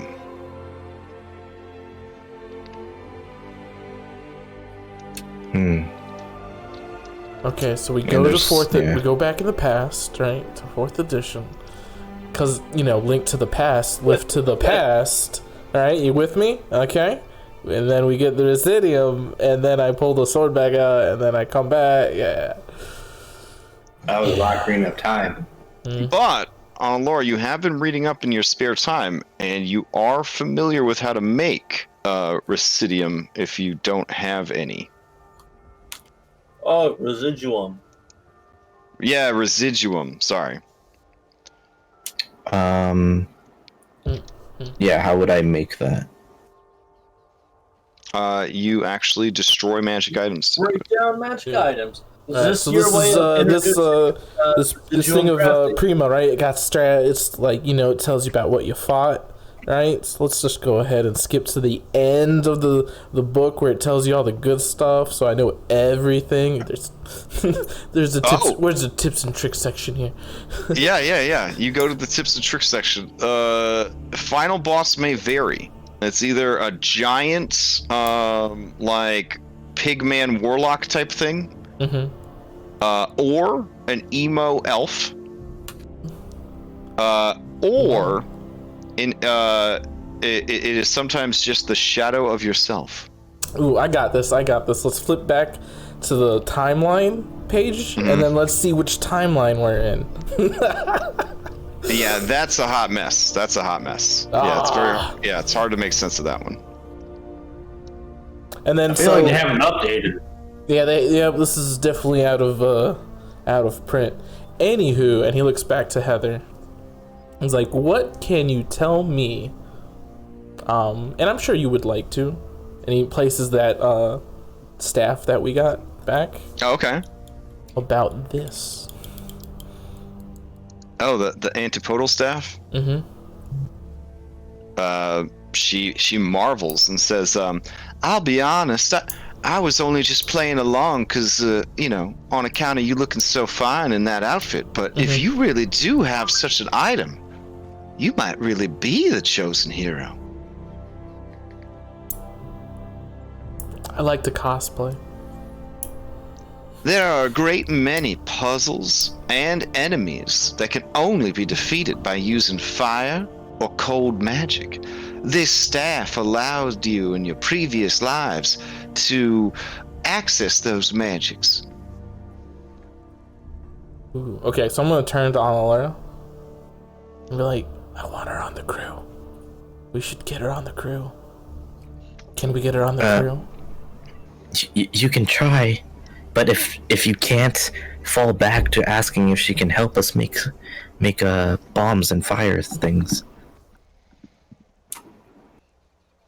Okay, so I turned to her and was like, oh man. Oh, wait, no, I go back to Analara. I was like, we can't ask her to join the crew right now, can we? 'Cause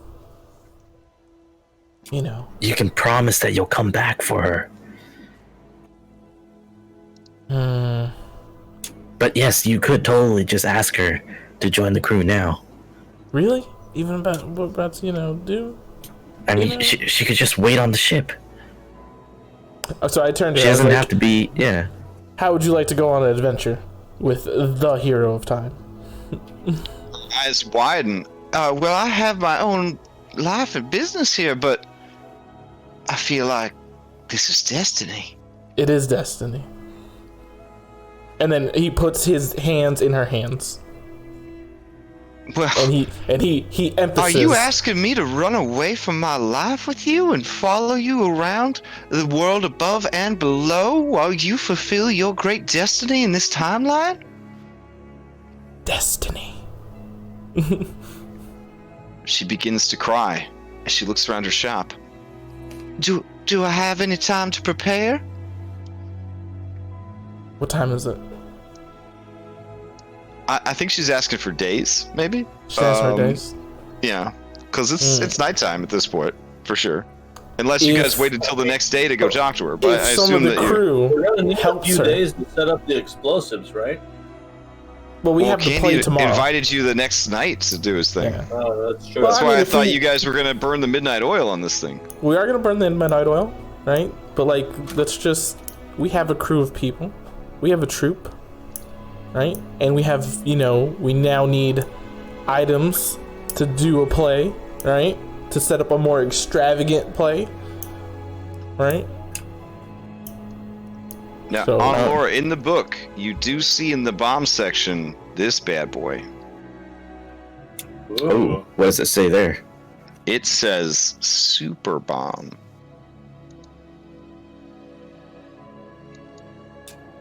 Okay. I think you're super bomb, DM. Dang. It's red in a larger version of bomb. Miss Heather. It was created with the technology of the Dunduran and the Aldfair at the height of their friendship. Oh. Because of this, if you attune to the bomb, the super bomb, you will take no damage from it when it blows up. This came back to haunt the Aldfair as dwarven, not suicide bombers became a very real threat during the war. Oh, well, that sucks. Yeah. Miss Heather, how married are you to this Candyland? Oh, I mean, I make a fair deal of money. I'll be honest. I actually set up shop here because I thought if ever there was going to be a place that I could find a real Oud Fair, it would be here. I've been saving up all my money to try to buy one out of the bondage of slavery if one ever did come into the city. Oh, well, you don't need to spend your money on that. It appears the chosen hero of destiny has set his eyes on you. She blushes and says, "Alas, I would just be a side piece." Well, the hero we are all of side destiny. pieces to the hero of destiny. Wow. She sees you say that and she blushes, realizing that you're not just some secretary squire.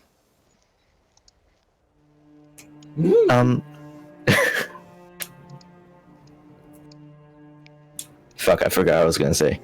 But she does reach under the counter and pull out a whole box of these bombs. These were not easy to come by, but I do what I can. Well, you know, I think you're more than just an Aldfair, a 164th Aldfair merchant. Now, what exactly do you mind did if you need we... these for? A play? They're kind of expensive just to use for a play. Oh my god, there's so many. Wait a minute, has your great destiny brought you to this island because there's one of the pieces of the life force here?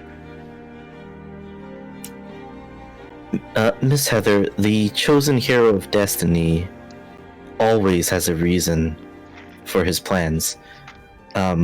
We don't know what these bombs will be useful for right now. Well, they can blow up. There was a buildings reason and why stuff. we came. Oh, that'd be great. Yeah, we came here to Candyland because something pulled the hero of destiny here, and I'm guessing that was you. It was most certainly you. All right, yeah, she's down for it. She's gonna quit her job, and she's gonna take all of her savings, sell the store, and she's gonna travel the world with you and help you fulfill your destiny. Miss Heather, does the Prima book say anything about the chosen heroes and slavery? No, that sort of topic is completely inappropriate for the audience that these stores are aimed at. Oh, Liv's job's here is done. We have information that this island may not be quite safe after tomorrow. So you only have tonight to prepare. Oh. I'll do my best. We will take these bombs off your hands for now. And tonight, why don't you pack everything that you need and meet us in the morning? We have a ship at Portofino. How will I know which ship is yours? Oh, You'll know. You'll know. All right. Look for the ship that looks like it belongs to the chosen hero of destiny. What, has it got like a dragon head or something? Spoilers. Oh, hell yeah. Spoilers. All right. This is the greatest day of this woman's life. You have just been given a tremendous amount of super bombs. All right. I carry them back in the bag of holding to the captain. You can attune to these? They are quite large. I should have mentioned. Yeah. So each one is pretty much the size of like a beach ball. Just put them. Can you put them in your bag of holding? Yeah, but they would fit in your bag of holding. Okay. But you can How attune to many these? did we get? Let's see. I think there was 4, 5, 6, 7, 8, 9, 10. Sweet. Yep, so if you attune to them, you don't take any damage when they blow up. And then you unattune. So we could just give them to... Right? Well, yeah. So we just give them to our crew members. So they can... To put around, yeah. Wait. But are they, like... Do you still have to light them? Like, do you just use an action to place them down and then walk away and then, like, 100,000 feet away? Oh, no, they do have to be lit. They use fuses. Okay. Is there a guide? What does the Prima guide say? Besides, the Prima guide says that they're so awkward to carry that you cannot use a dash action while holding one. Laura, couldn't you like make a timer that you could tap? This is the exact quote from the Great Sage Prima. Cannot take super bomb over cliff edges, and he cannot dash with it. Okay. Alright, so how are we going to use these bombs in this situation? Well, again, two options. We either have on-lure and invent timers that we can attach to them that light the fuse at a certain time. Right? It's a little advanced. Well, yeah. I feel like a steampunk timer wouldn't be beyond her ability to do at this point. Level 9. Okay. Yeah. So like if I say we make those, we have the crew set the timer to it, set to go off at a certain time, right? We run. Huh? It could just be the normal bombs. We don't have to use these good bombs, right? If we're just gonna make. Well, you want these ones because they're big. You want big explosions. Big explosions. Lift would be down for big explosions. This is Claximus talking. Right. So we have them set. We try to time it to the best of our ability. These are fireballs that do siege damage, so they do double damage to objects. Yeah. So that's what we want. Okay. And then our people are gonna get back to the ship. They're gonna sail away. Strike force in the fields, cedarwood, right? Yeah. So here, we'll run through it one more time, right? So in the town, we're gonna have the bombs set. Do you think we need all 10 of the bombs set? Nah, I think 5 is... I mean, it's a fireball, right? Why don't we set the bombs in the field and the sugarcane too? That's what we're gonna. Yeah. So move everybody off the map, and then you guys could just place them where you want them to go. Bridge. Sugarcane. Other field. You don't want to put them here because you don't want to draw too much attention. Docks. Hold up.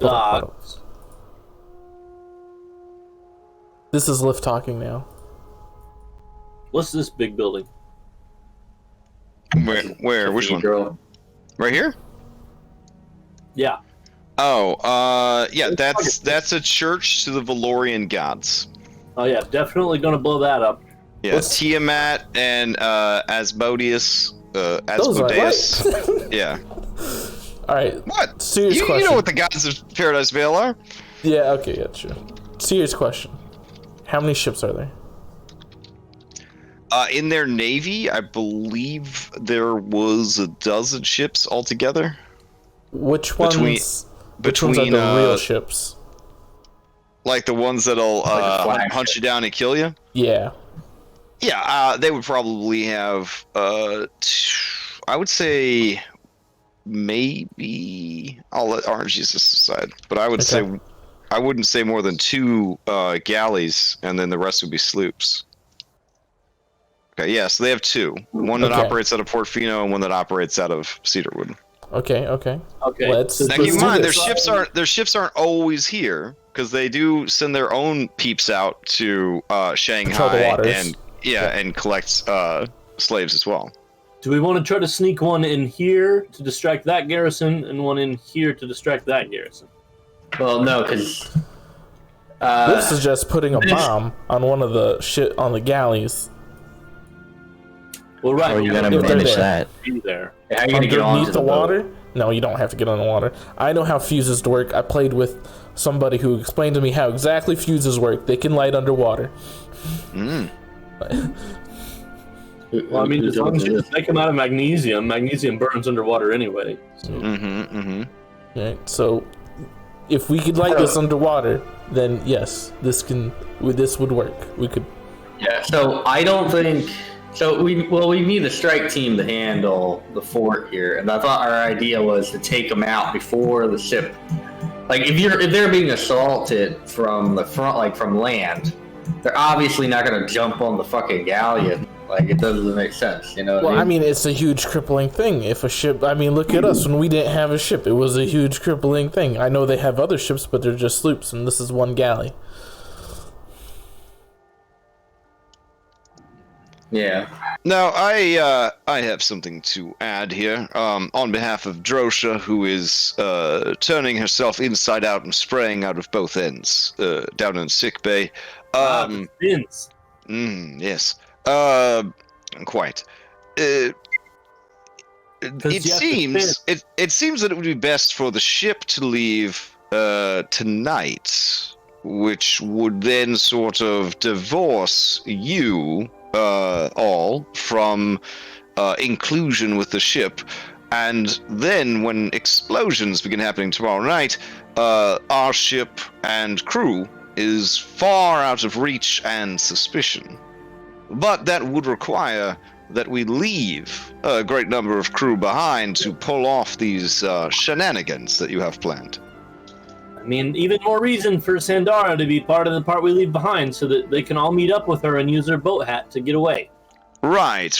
And then the people who stay behind, they ride in the magic boat hat, and then are picked up on the north end of the island as the crew returns in the shadow of the mountain to retrieve and then wait for you all to be finished.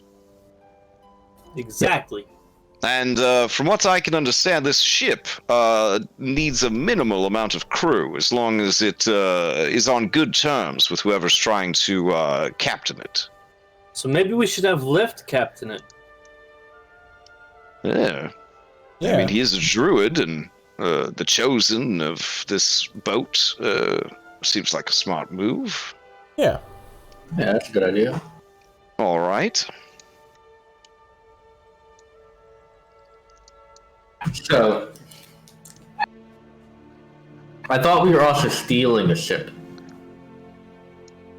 I mean, that's an option. We don't have, we're still in the planning stages. You'd need a big crew to steal a A ship. galley.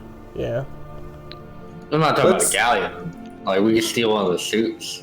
Oh, well, yeah, we could steal a sloop, but we'd be stealing it from what? Either a port that's on fire or a military port. Yeah, I don't think stealing a sloop is gonna. Okay, then we Make should go much with of the a Oasis difference. plan, then. Escape to the Oasis. So, okay, so we set the bombs tonight. We leave a large force in the town to set the bombs, right? Sandara takes everybody up the river, in the boat hat, right? And then they exit through the Oasis, right? We hit the big house, right? Mm-hmm. Yes, we start fighting but Captain, the Oasis is actually it's actually a big building and resort situation. No. Well, what if they just cut through the fields? Okay. Like, what if they cut through the fields? They all kind of look at each other and nod. Like, yeah, that could work. I mean, the fields are going to be on fire, so like, Yeah. smoke of it. I mean, Yeah. you could also have an excuse for being at the Oasis because you want to be pampered. True. Yeah. And that would further disconnect you from the bombs that go off because you're paying customers. Why would you blow up? That's true. But you don't want to be vulnerable when this is all going on. Like going there, paying, like being a customer, you're vulnerable to the establishment. True. Okay, yeah. I think it's smarter to go upriver than cut through the sugarcane fields to the shoreline. Oh. And then we have the ship catch them. Sounds pretty solid. If we handle things at the big house, we have our small specialized strike team hit the fort, right? They can clear path. Which we renamed the boat, and I've already forgotten the name of it because I'm an asshole. The Thorny Bosom.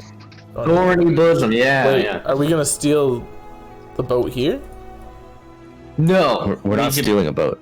Okay. We're not stealing a boat. So why do we have to go to the fort? Why don't we just go? Well, the reason I say we go to the fort is we handle things in the big house. The bulk of the crew handle things in the city, right? And then they head out and they start getting off to the side. We go after we handle stuff in the big house. We go to the fort that the strike team has secured. The Thorny Bosom picks us up from the fort. We circle around the island and then pick up the team by the sugarcane field. That sounds like a lot of work. Isn't that where? Wait, what about the entire Kishar's plan? Navy? What about Kishar's plan? We could just go into the mountains and then figure it out from there. The entire Navy is at that fort, right? Why don't we just? I don't think a small strike team is gonna. Yeah. Instead, why don't we secure How about we do this through the oasis? Yeah, our plan is, if we can, we go through the oasis and try to get onto our ship, or maybe take that same path that they took. If that's not possible, then we go into the mines.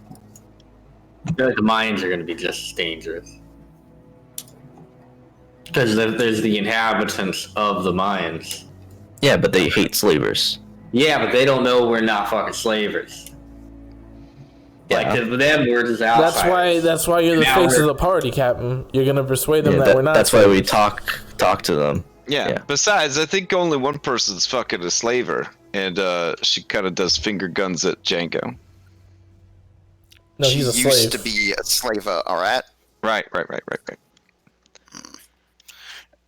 Unless you mean that as some sort of metaphor for our relationship. No. Is that what you're getting at? No, it was just super low-hanging fruit, and I just didn't think anybody else was going to go for it, so... Alright, so... You playing with Django's fruits? Oh, jeez. Look. Alright, let's do this. She blushes, and she's like, whatever. Listen, so my team's going to plant bombs all night, and then we're going to sail my hat up the river, or we're just going to make our way up the river? Because I don't really think we need to sail, because we need to save the hat for later. I thought you were going to go out and around. I didn't realize, because I don't think that connects to the... But... Look, you see the red marker that's on there? Yeah, right? You're going to go and you're going to cut to the left. You're not actually going to go to the oasis. Yeah, but we're not going to... I'm not sure you really need to sail then. Yeah, that's true. Yeah, we're just going to go walk through the damn fields, because we got to drop this bomb off anyways. So we're going to go this way, and then that way. Yeah, so you can start at the sugarcane fields and then just sort of drop them off on your way over. All right, so we'll leave town. We'll go to the sugarcane, and then we'll come back into town, and we'll do bomb, and then leave. Why wouldn't you do bomb, then go through the sugarcane? Well, the sugarcane's over here, and the sugarcane. See, look, these plants. They all look. Do I look like a druid? Baby, pay attention, okay? We're going. This is too much. Sugarcane. I'm leaving. Back to this town. Bomb in the field. Wait on the beach. So how about this, right? But if we're gonna do it, we gotta go because it's like the middle of the night. Yeah. So all right, we're rather finish this, right? So like, after we take out the big house, we could cut through the fields here, right? Burning it as we run. So that way, if there's any pursuers, it makes it more difficult for them, right? then we can reconnect by crossing the river. We might need to steal Sandar's boat hat to get through, or plant a boat. I mean, how wide is this river? there's like this right here. There's literally this walkway right here. Yeah. And we're already heading towards that direction. The only problem is, right, this is fenced. Right? So we have to figure out, we have to get through the fence or pass through whatever this is. It's a fence, Captain. It's a fucking fence. You I'll say smash that, it. but in the midst of it, we're gonna be fucking. We're There's gonna be trying to. You're gonna critical roll this fucking fence. Spend Listen. 45 minutes. Captain, you seem to be pretty blasé about blowing up buildings and military forts, but a fence is what is hanging up your whole operation here? Look, we don't have a bomb for the fence. We don't need a fence for the bomb. Look at this house. There's a walkway behind. Captain, you, sir, are the bomb. I think you're the bomb too, Captain. We all think you're the bomb, Captain. Oh, thank you. This is a great plan, Captain. Yeah. Captain, you could also try climbing the fence, knocking the fence down. You could try teleporting to the other side of the fence. You could try going out the back door of the house that would lead to the other side of the fence. You could jump you the could fence. try jumping over the fence. You could strike it. 1, 2, strike it, knock it down. I'm just saying. I've had a lot of situations in my life. I've heard a lot of stories about your adventures, Captain. I don't recall fences ever giving you a hard time. I'm talking. I'm not saying just fences. I'm just saying in my whole life, it's been like now books. Claxivus has told us all about books. We burned all the books that we get a hold of. Yep. So Books are bad. We burn books. Why do we burn books? Are you serious? Books blow up like bombs. I don't remember that. The Claxivus looks at you like, and Carlos is just like, how? This is like a whole event. Because he realizes that you don't remember 8 hours. Like, the player does. So who's on Sandara's bomb squad? I'm going to put bomb squad up here. We need sneaky people. Okay, so Rosie Cuswell. Shivika. Yeah. Okay. Shivika's- Alphonse starts flanking his way over. Why? Isn't Shivika supposed to come with us? Isn't Why? that the entire point of Django's story? That he has is it? Shivika there? Oh, okay, sure, yeah. Yeah. Yeah. Okay, well, we can... Phipps is kind of roguey, right? He's a fucking loudmouthed pirate man. Okay. Do you need to go back to your actual ship to pick out a crew so you could be Yeah. reminded who they all Yes, are? yes, please. Not Drosa. No, we need Drosa to be in charge of the ship. I mean, well, Lift's there, but we need Drosha to be on the ship. Come on now. We need Drosha on the ship. I mean, Viturg is there. Like, Viturg can handle shit. Viturg can blow stuff up. He's pretty sneaky. No, I mean, he can handle shit on the boat. I mean, Drosa's probably more equipped for a stealth mission than Viturg is. He's just a wizard. Wow. He's not even a wizard. I know he's not even a wizard. I'm just an asshole. Like, all right. So. All right, let's divide this up. Technically, Kevin could do stealth mission because he could just make himself diminutive and ride in somebody else's pocket. That's a good I one. was thinking that. Spring Danish considers herself pretty sneaky. She's quiet. Okay. Sweet Roll considers himself a ninja. Yeah, that's my boy. Gus does not want to participate in anything that involves work. That's fair. That's fair. Okay. Pigo does not want to go anywhere that their lift is not. That's fair. I would rather she not go because she'll Okay. just keep saying Pigo. Pan Mai is literally like a Chinese ninja monk. Sure, I don't even remember her. So Okay. let's send her. What's that one? That one has to go because she knows bombs. Oh, yeah, that's really smart. Okay. Belisma Agile Bead. Mm-hmm. Okay. These names. You know, All right, count it up. that's a pretty cracked team you got there. Look at that team. Yeah, I think that's enough. I feel like Sweet Roll is definitely the brains of the operation. Yeah. Absolutely. All right. So All right. that's that team. Kevin will shrink down. There we go.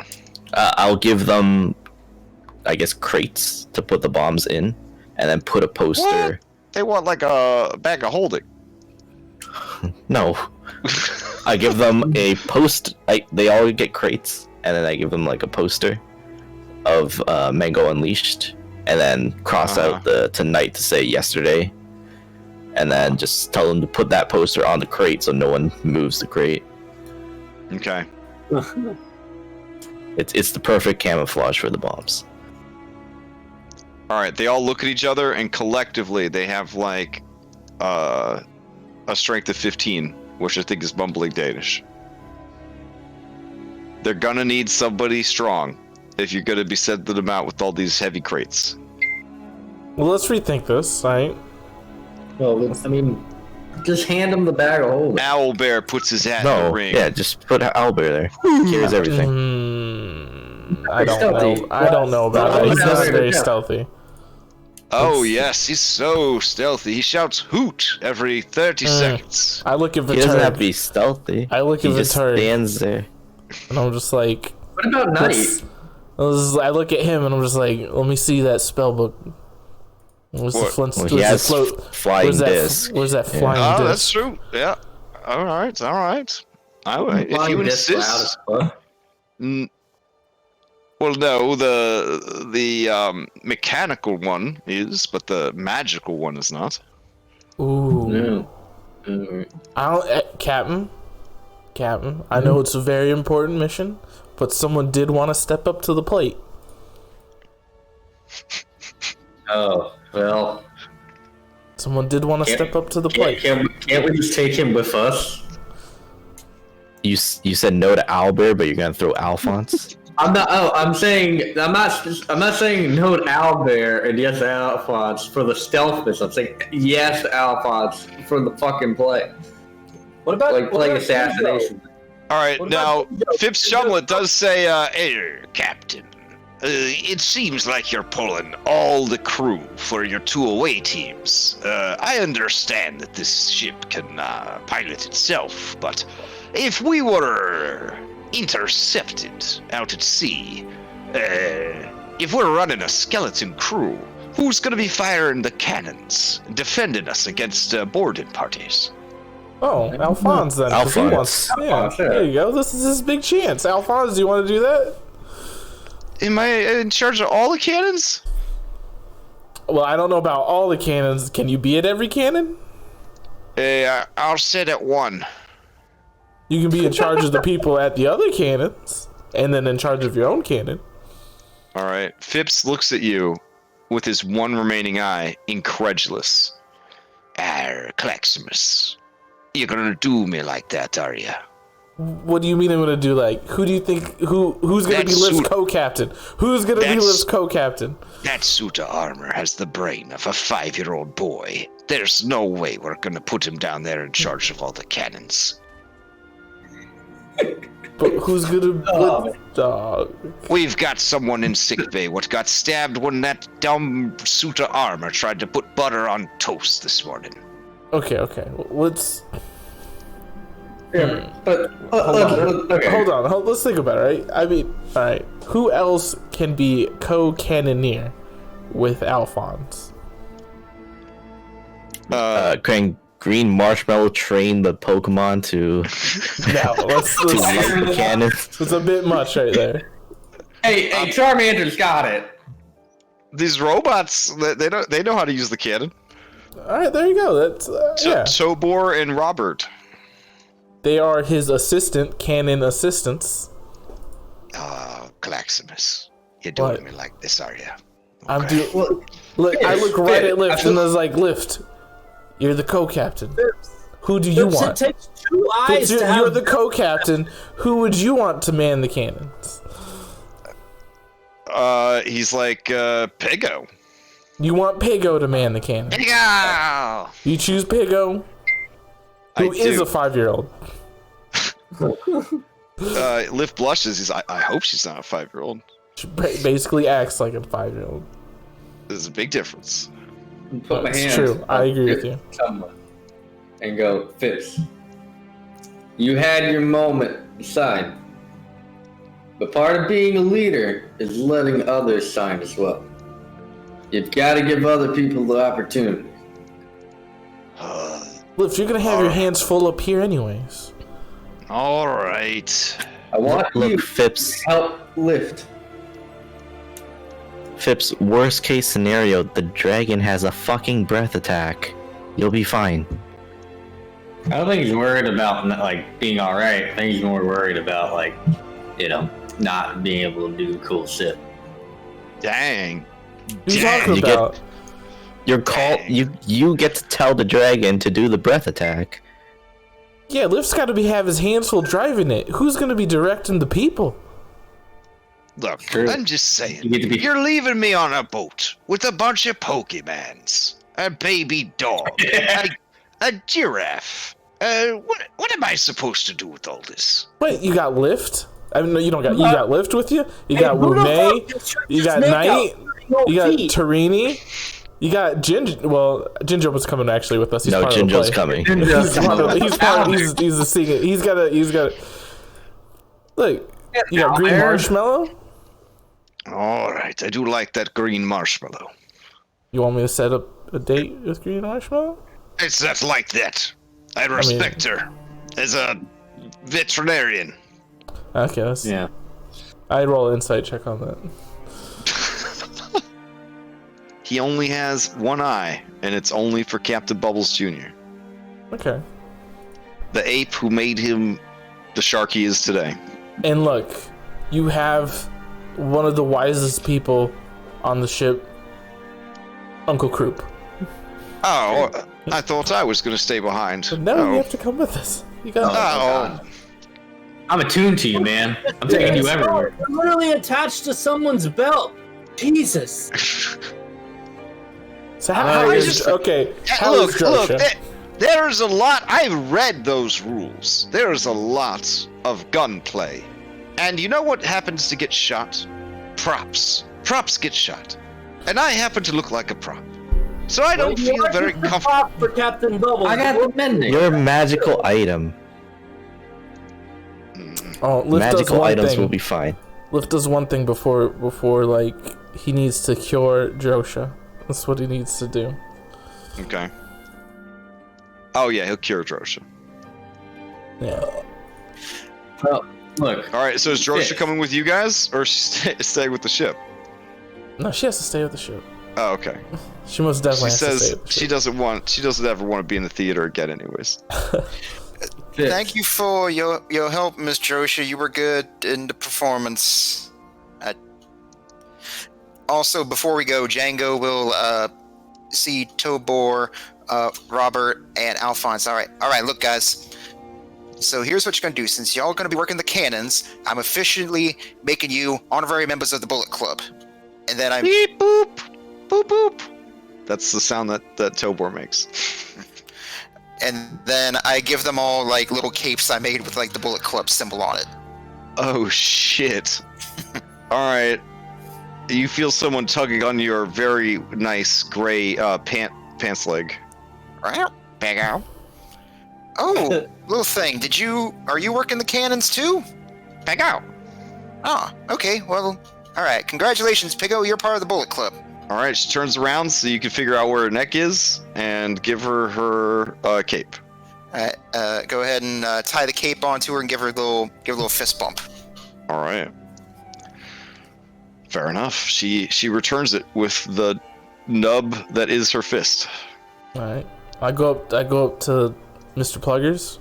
I'm like, you take good care of Green Marshmallow, who have yet to also update her character art. But yeah, you take care of Green Marshmallow, Mr. Pluggers. Good boy. All right. Croup approaches you and he says, Claximus, if you don't make it back, boy, know that old group will finish up your character backstory for you. Ooh, okay, that's a good thing. Here, you know what? Why don't I just break off a piece of me for you to hold? That seems a bit, alright. I'll try not to eat it. Yeah, and then you just use it to bring me back. Oh! That's a fine idea. Yeah.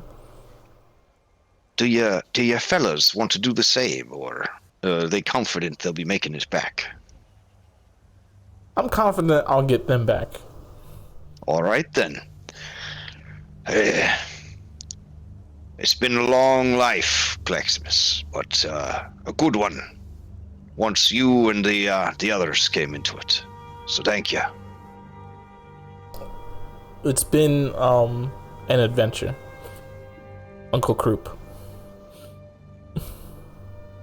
Alright. So, you guys head out. To Yes. round out our B team, because we only have 4. Mm-hmm. I'm gonna bring Wu Mei and tell. Okay. We'll just pretend that she's the new Sprinkles. Fair enough.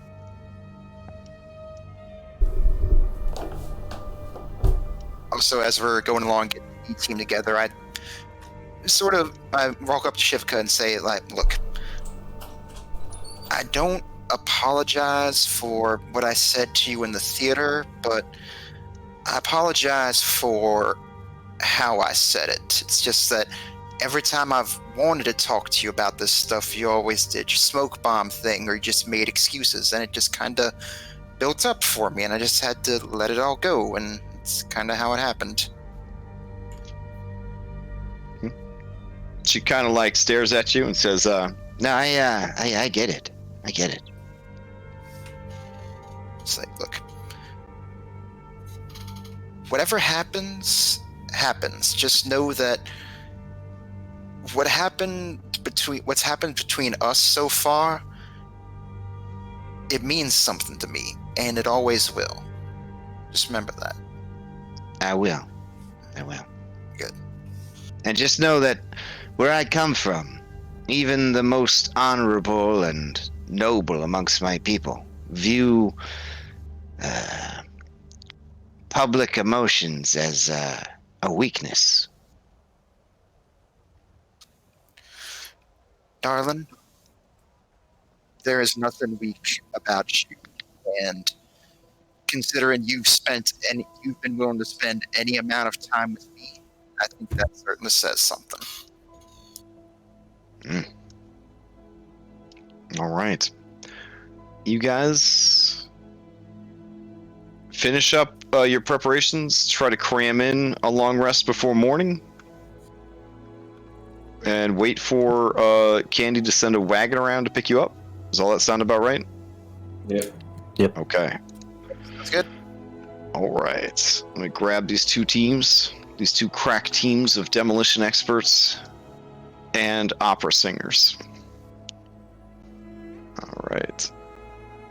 So many maps. Oh, let's see. There we go. All right. I just delete the ones that are already here and put these new ones down. There we go. All right. So, you wait around. Candy sends a carriage to pick you guys up. Given that some of you are very big, it will have to be 2 carriages. You hop in, and I'm assuming, and the carriages begin leaving Portofino. They pass the cane fields, the farmlands, some outlying plantations, that sort of thing. And then begin making their way down this sort of central avenue towards the big house. There is a moment while you guys are traveling that the map zooms in as you pass that very large hole that you see in the map. So I'll bring you over to that real quick. In this delicious hero stack sandwich. All right. Where is it? Ah, there we go.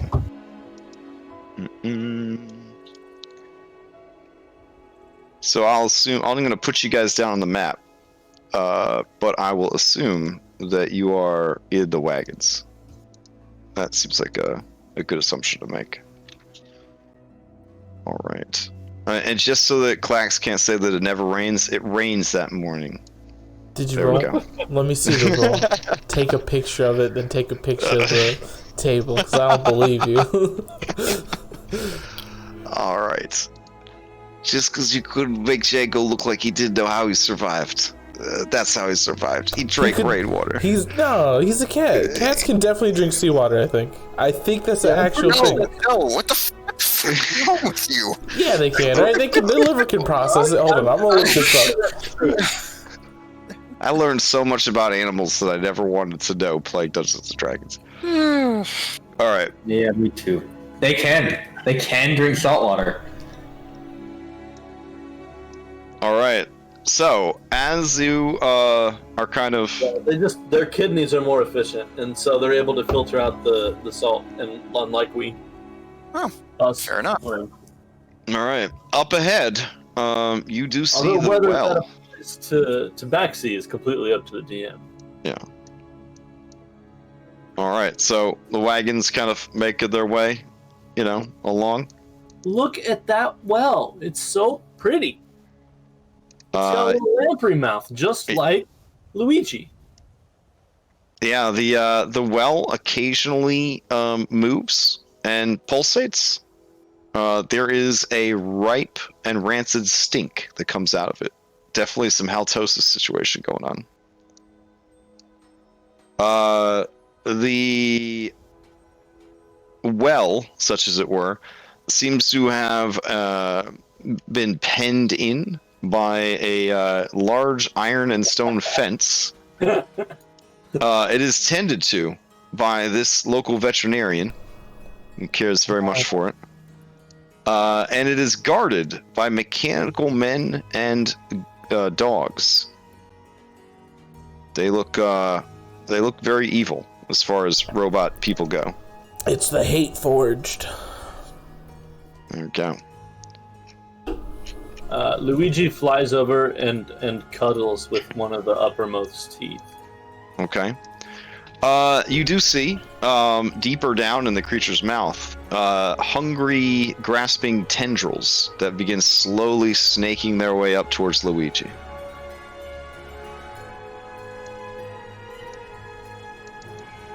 All right. I can feel Luigi, even though he's invisibles. I mean, it has no eyes, so yeah. It's got the blind sense. All right.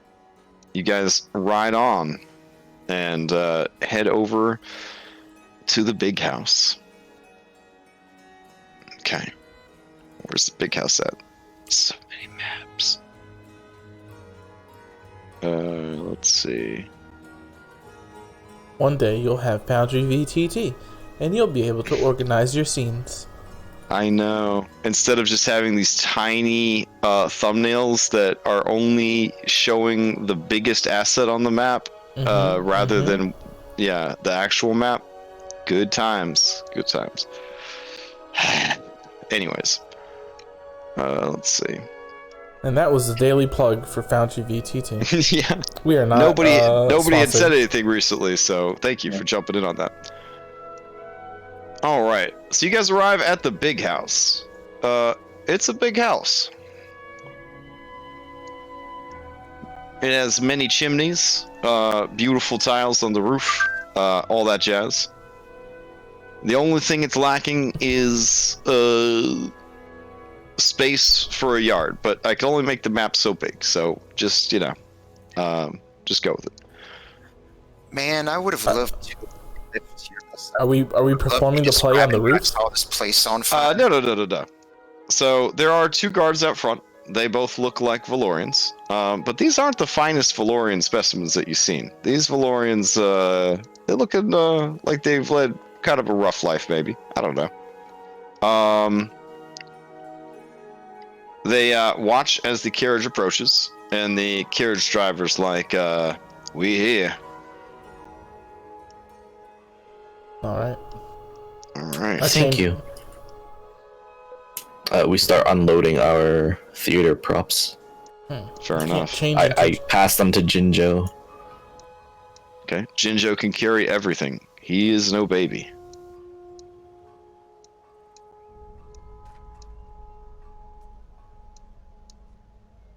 Can you get rid of the other Klaxmas? I can't multi-token that one. Oh, which one? The big one? Yeah. Okay. Bloop.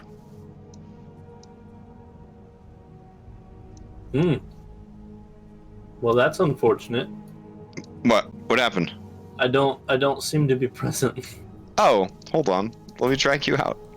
You should have been in the stack the whole time. Maybe you got left behind in the Sarlacc. Let's see. Here's Luigi. There's my little boy.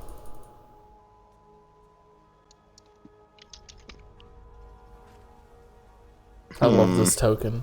He looks so good. Which token? The Yonsei Dryly one. I just dragged myself out. That's all on Alora looking out for you. Oh, you just dragged yourself out? Okay. All right. Let's see. We need some different music. We need some like cowboy music, or some southern music. Banjo music? Oh, that could be good. Banjo music. All right. I started looking at the big house. I'm like, damn, it's like this place is brand new. Banjo Kazooie music? No, that would be too good. Maybe though.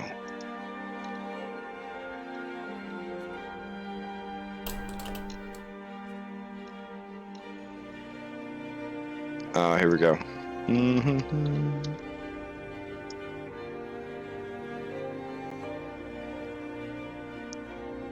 1 hour of bluegrass banjo. That's what we needed. Okay.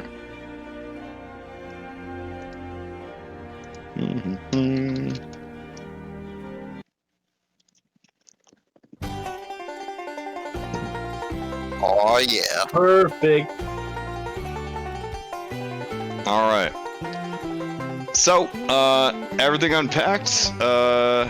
As you start heading towards the house, you see a very hands-on man, Calvin Candy, and his two ladies.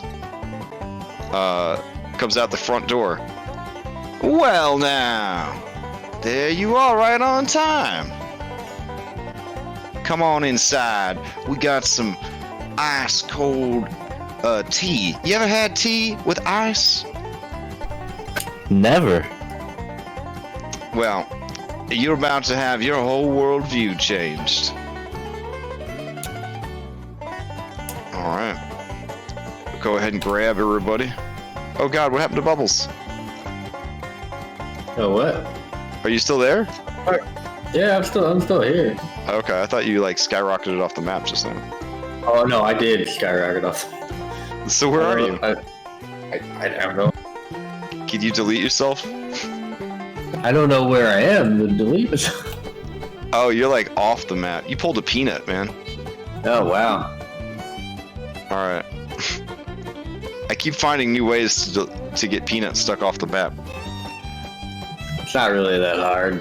Yeah, true. But with Foundry. Oh jeez. All right, let me pull another Bubbles out. Yeah, you can just be Infanta.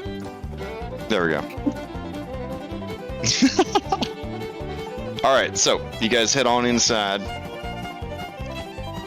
Why, Candy, I must say, this is a very nice house you have. It looks like it's fairly new architecture.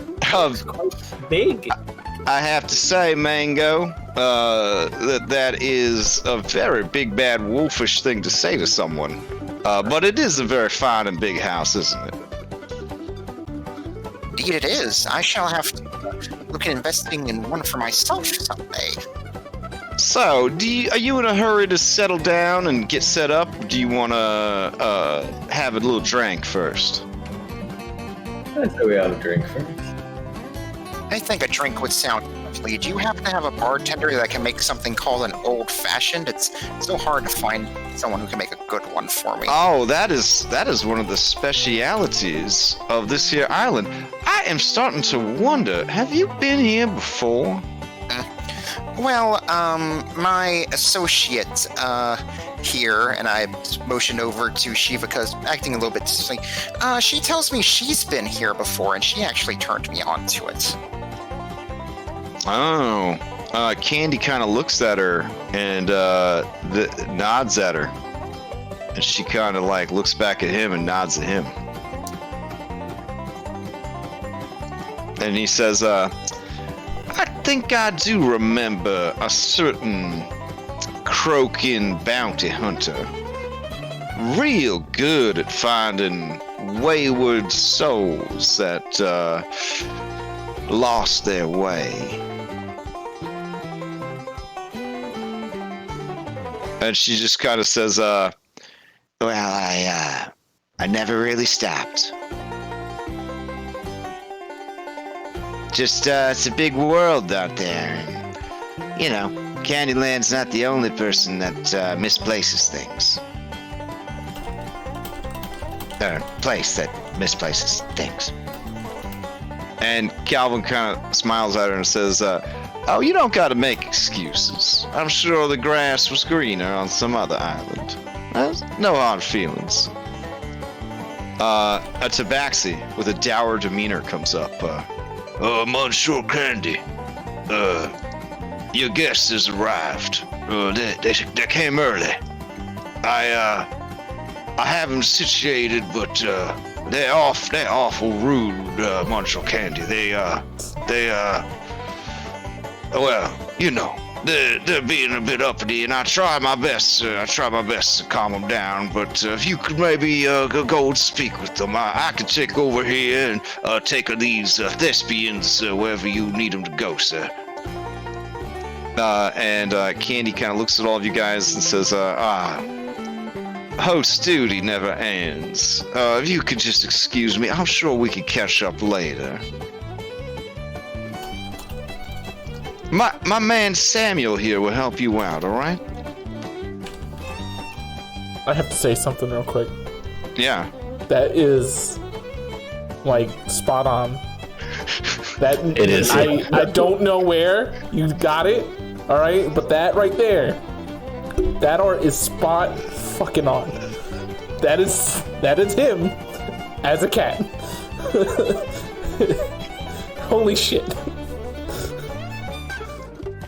Well, alright, come on, this way. You don't need to bother Monsieur Candy none. He's a busy man. Come on now. Okay. Ladies, why don't you stay with these, what did you call them now, Samuel? Thespians, Monsieur Candy. And he says, there you go. Why don't you hang out with these thespians and show them a nice time while I go talk to the others? I know they are hungry for this evening. Alright. Kind of heads out.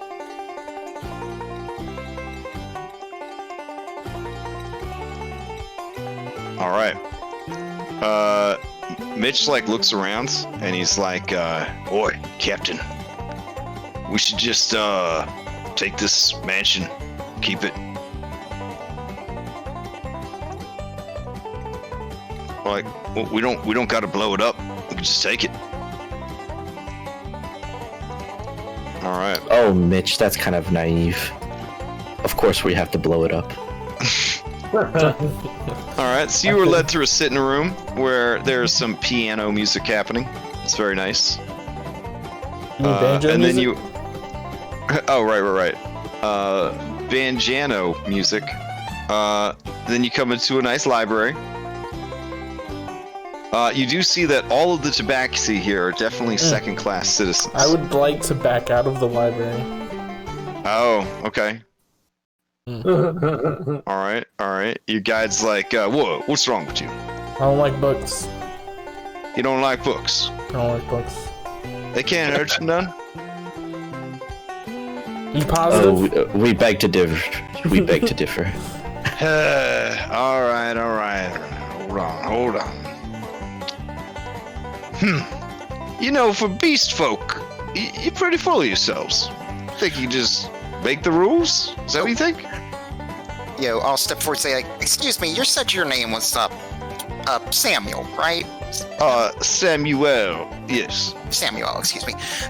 Look, I don't think Monsieur Candy would appreciate it if, you know, he comes back to us later, asks us about your performance, and, you know, you wouldn't want us saying anything bad about you, right? I mean, you'd want us to tell him that you were doing your best for us, and right now I'm just not getting that from you. He kind of looks at you, and he's like, now,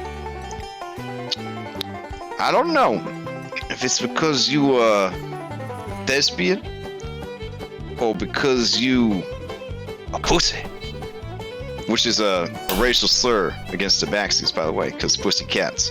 But I don't think that Mr. Candy gonna give two shits and a silver piece about what come out of your mouth. Well, really? Now wait a second. He kind of leans in. Take them glasses off. Yancey Dryly's gonna walk up and was like, and who is you to be telling us what we need to be doing? Yes, if I recall, Monsieur Candy said we were the guests here. You the guest in Monsieur Candy's house, and I'm in charge of the house. Now You're in charge of the house. I thought Mr. Candy's in charge of the house. Well, I'm in charge of the house for Mr. Candy. All right. Well, if you are insistent on such trivial things, then fine. I just slowly take the glasses off, and it's like... I minor illusion his face to look even more different than regular Django. So, like, the face bone structure looks a little different. All right, what's the DC there on your saves or your spells? Actually, let me see if I want to do minor illusion or if I want to do something else. Fortunately, I can't use disguise self on someone else. Yeah, I was thinking that. Yeah, minor illusion can work, especially if you do it subtle stuff. It's static though, so he'd have to hold pretty still. Oops. Zoom in. Okay, in that case, I do silent image so I can move it with him. Okay. All right. My mistake.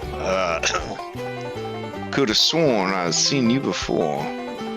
Slowly put them back on. Like, well, if you're done with this trivial bickering, I believe Mr. Candy said I was doing old-fashioned, and I've been waiting for that for way too long. Oh, of course, of course. I'll take you out to the back patio. All right. Oh, bless your heart. Thank you so much. Now, this here room is where you're going to be performing. I'm gonna lean into Mitch and be like, yeah, you're right, we shouldn't blow this place up. All right. So he takes you into a narrow hallway. There are stairs leading up. Because of the size of your group, I guess I could plop you down real quick. All right. There you go. And he says, there's a washroom under the stairs. And this room back here is where you can prepare your costumes or whatever frivolous thespian stuff you gotta get up to. Anyways, here we go.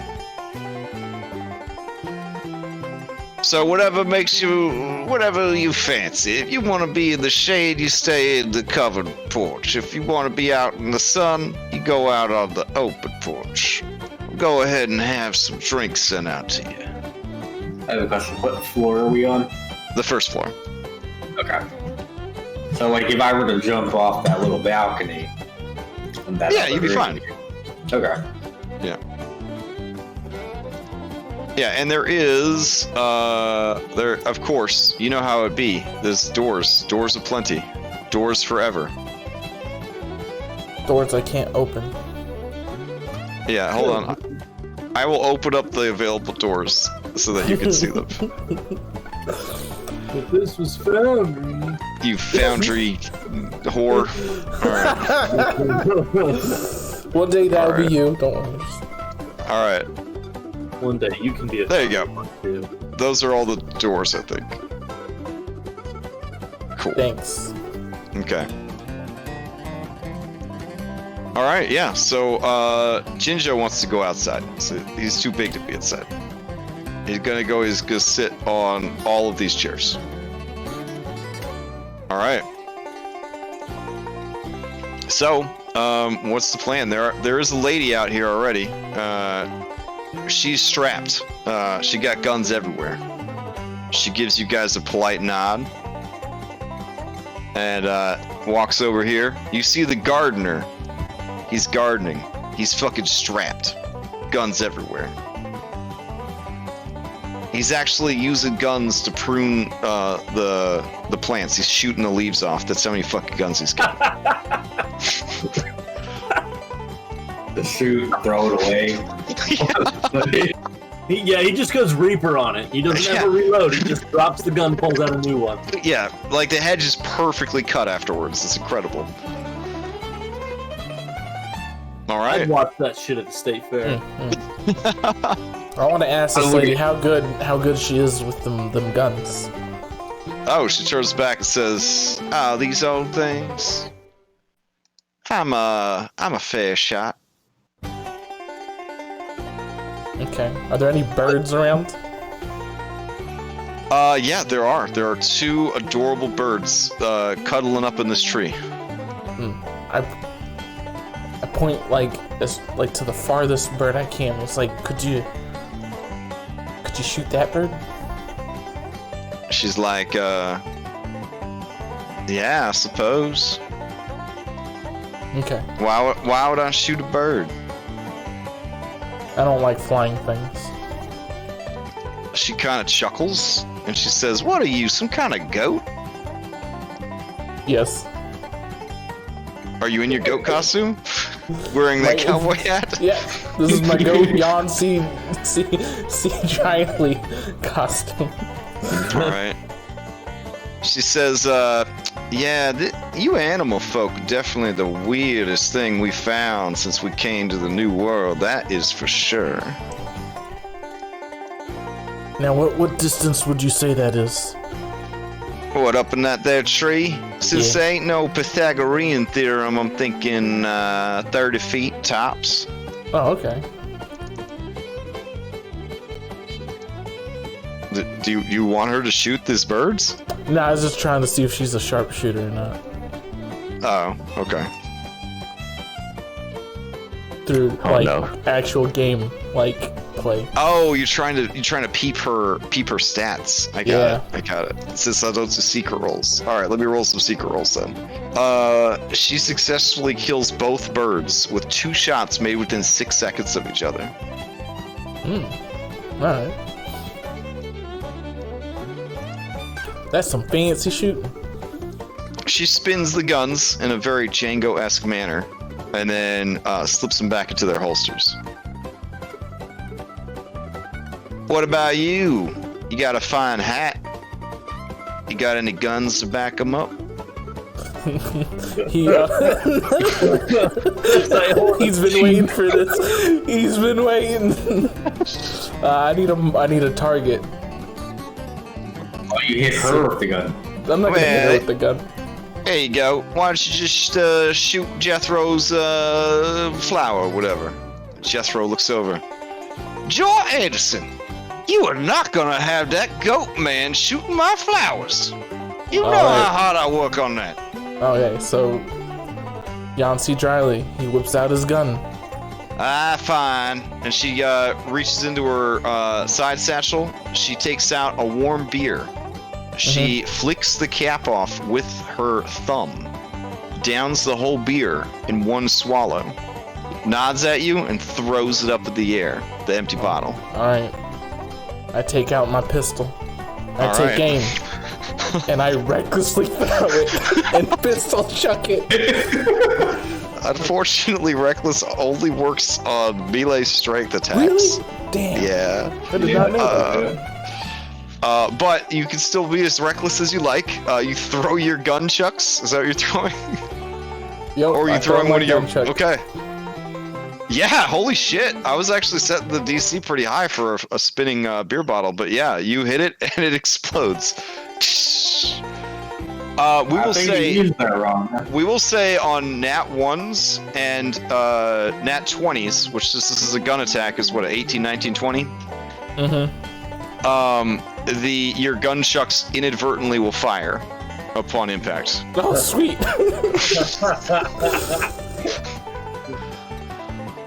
All right, she watches the gun chuck hit the ground as she looks over at you.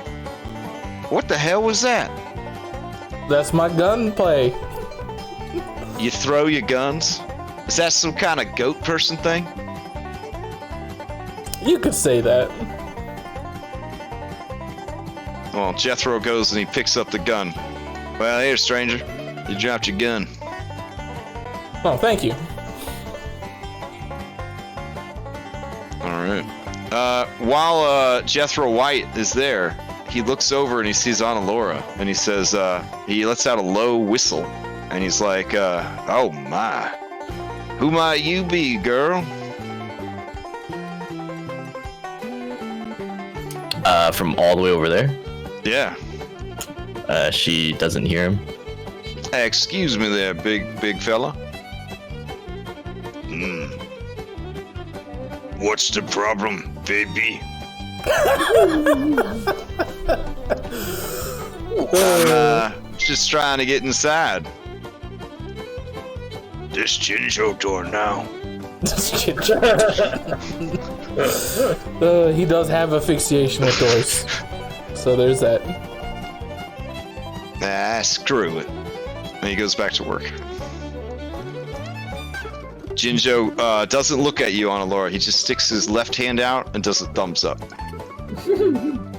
I'll flick him whatever, if there's like any food or snacks on the table, like peanuts or whatever. All right. So, what's your guys' plan while you get ready for this thing? Well, as we do, I'll sort of bring everyone together, start with like, all right, so everything is going well so far. Oh, hey, everybody. I got your drinks. Here you go. Oh, why, thank you, ma'am. And I was like, why, this is amazing. You even have those spherical things of ice. I thought those didn't even exist. Django, give me an intelligence check. Oh, sure.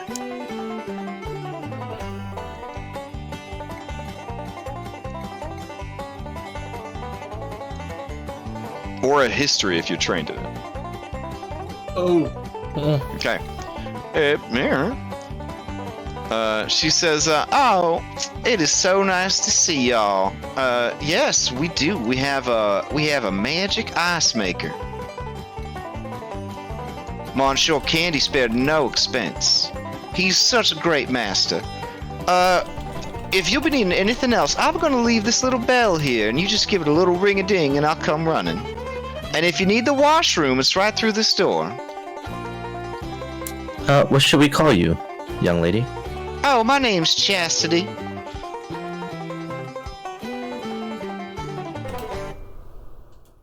Alright. And she kind of bustles through the door, heads out. Sort of bring everyone together and like, all right. So, I need to be careful about Samuel. Okay, like he said, he's the one who's technically in charge, and I do the air quotes there, in charge of the house here. Like Candy, he's like the face, but Samuel here, he's the one who's in charge of, like all the like day-to-day operations and whatnot.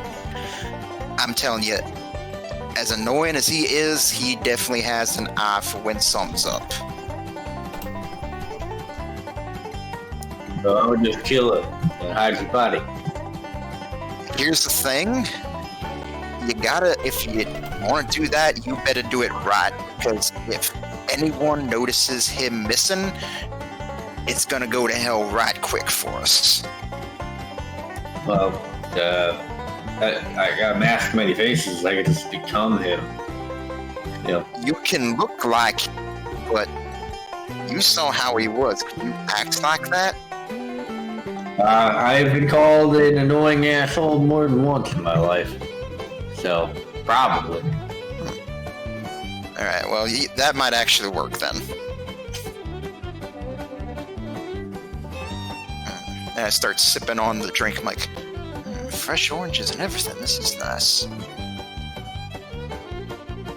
So, boss, I couldn't help but hear intellectual powerhouse Langhorn Striker Mitch suggest that we steal this manor, and I have to say, I do find myself in agreement with such a sentiment. Agreed. I completely agree with you. I mean, we already have, like 2 hideouts? But this is the best one yet. Wait, we have 2 hideouts? This feels like when you're on the lookout for like real estate. It's always the 3rd one you go to that's just blows your mind. Not always. Not always.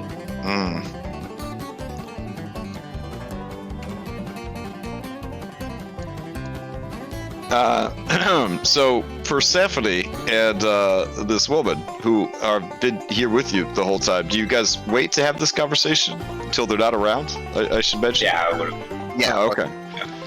All right. How do you get rid of these 2? Fart really loud. Okay. All right. Persephone waves at her face politely and says, "Well, that's pretty awful. If you need the washroom, it's right over there." I'm good. Even louder. Sir, I thought you were Fernando, a famous opera singer. You come into this house with those kind of manners? Why, you know worse than a normal ass monkey. What's next? You gonna reach up that butthole and start throwing your shit around? I'm gonna fart again and start waving it at him. Wow, sir! Hey. Sir! Come on, Susanna. Forget what Calvin says. We're not standing with these people. These animals. Oh my god. I was just gonna ask him to leave so we could practice our lines in private, but this is even better. I love the idea that Mitch is peeing with the door open. He's never seen a toilet before. He doesn't know. It's like the most Did he at least? Okay. Another question: did he lift the seat or did he close? Did he lift the seat or did he leave it down? He peed all over it. Oh, he found a hole. He lifted it up. He found the hole. He peed in the hole, but he left it up. Which, when Citrine goes in, whose family does own several toilets in their palace, and she goes to sit down, she falls in, and behind the closed door, you hear her cry out in alarm. That's what you get for not checking before sitting. Oh man, I love the idea. I'll walk over and check on her. Okay, I love the her plump bottom is stuck in the wooden toilet. I'll give her a hand and try to pull her up. Okay. Striker bitch is like, "Oi! The captain throwing shit over there? What is that terrible smell? Oh, it smells as bad as when that bloke Chicane, when we rescued him and he was covered in the shit. Remember that? Yeah. Oh, I never thought a person could shit like that. Oh, what a smell. And, you know, he kept trying to tell me it wasn't him. He said it was that...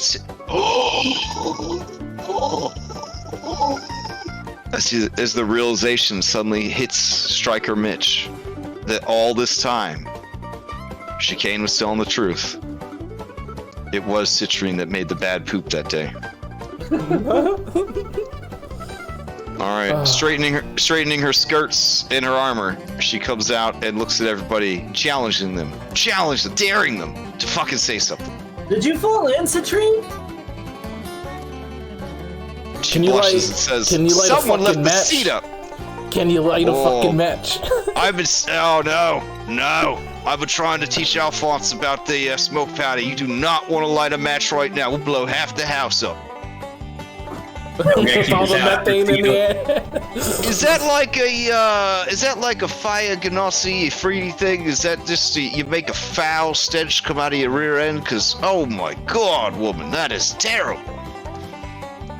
She just takes out her rapier, looks at it, lights it on fire. Not yet. And he kind of starts sweating real hard.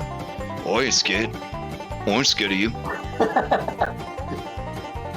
Do it. Don't stab him. Hey, this isn't part of the play. This isn't part of the play. Oh, and I'm watching. And this isn't part of the play. Channel that anger for the play. The play. Fine. I love the idea. We're theater folk. And we're like the most pirate fucking theater folk. We're like farting, talking shit to one another. We have a giant Mongolian man playing throat music. I've been waiting 7 hours. 7 hours to chuck that pistol. From last session to this session, I've been waiting, and it paid off. It did. Paid off big time. I mean, technically, you chucked it at Citrine's face, and it shot her in the stomach. But yeah, but I didn't make an attack roll. Yeah, but that was RNGesus approved. So, all right, you guys know where the dressing room area is over here. You know where you're performing. You have until next week to, I guess, formulate a strategy here. Do you want to stay on this map where you are, or do you want to go back to your ship or Candyland map? Where do you want to go? I'd like to stay on this map. Okay. Yeah. But I don't know where. Yeah, I can't. We can't really. Unless we put a token in every room we've been. Yeah. Hey, I can do that. I'll put an all CNI in each one. Just the ones we've been in, of course. Yeah.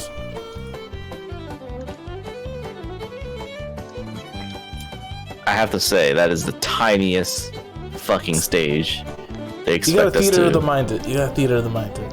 It's huge. What are you talking about? This is an intimate performance. They don't need you to do all the fancy stuff. This is you. You're gonna sell it, This is really tall. With your talent,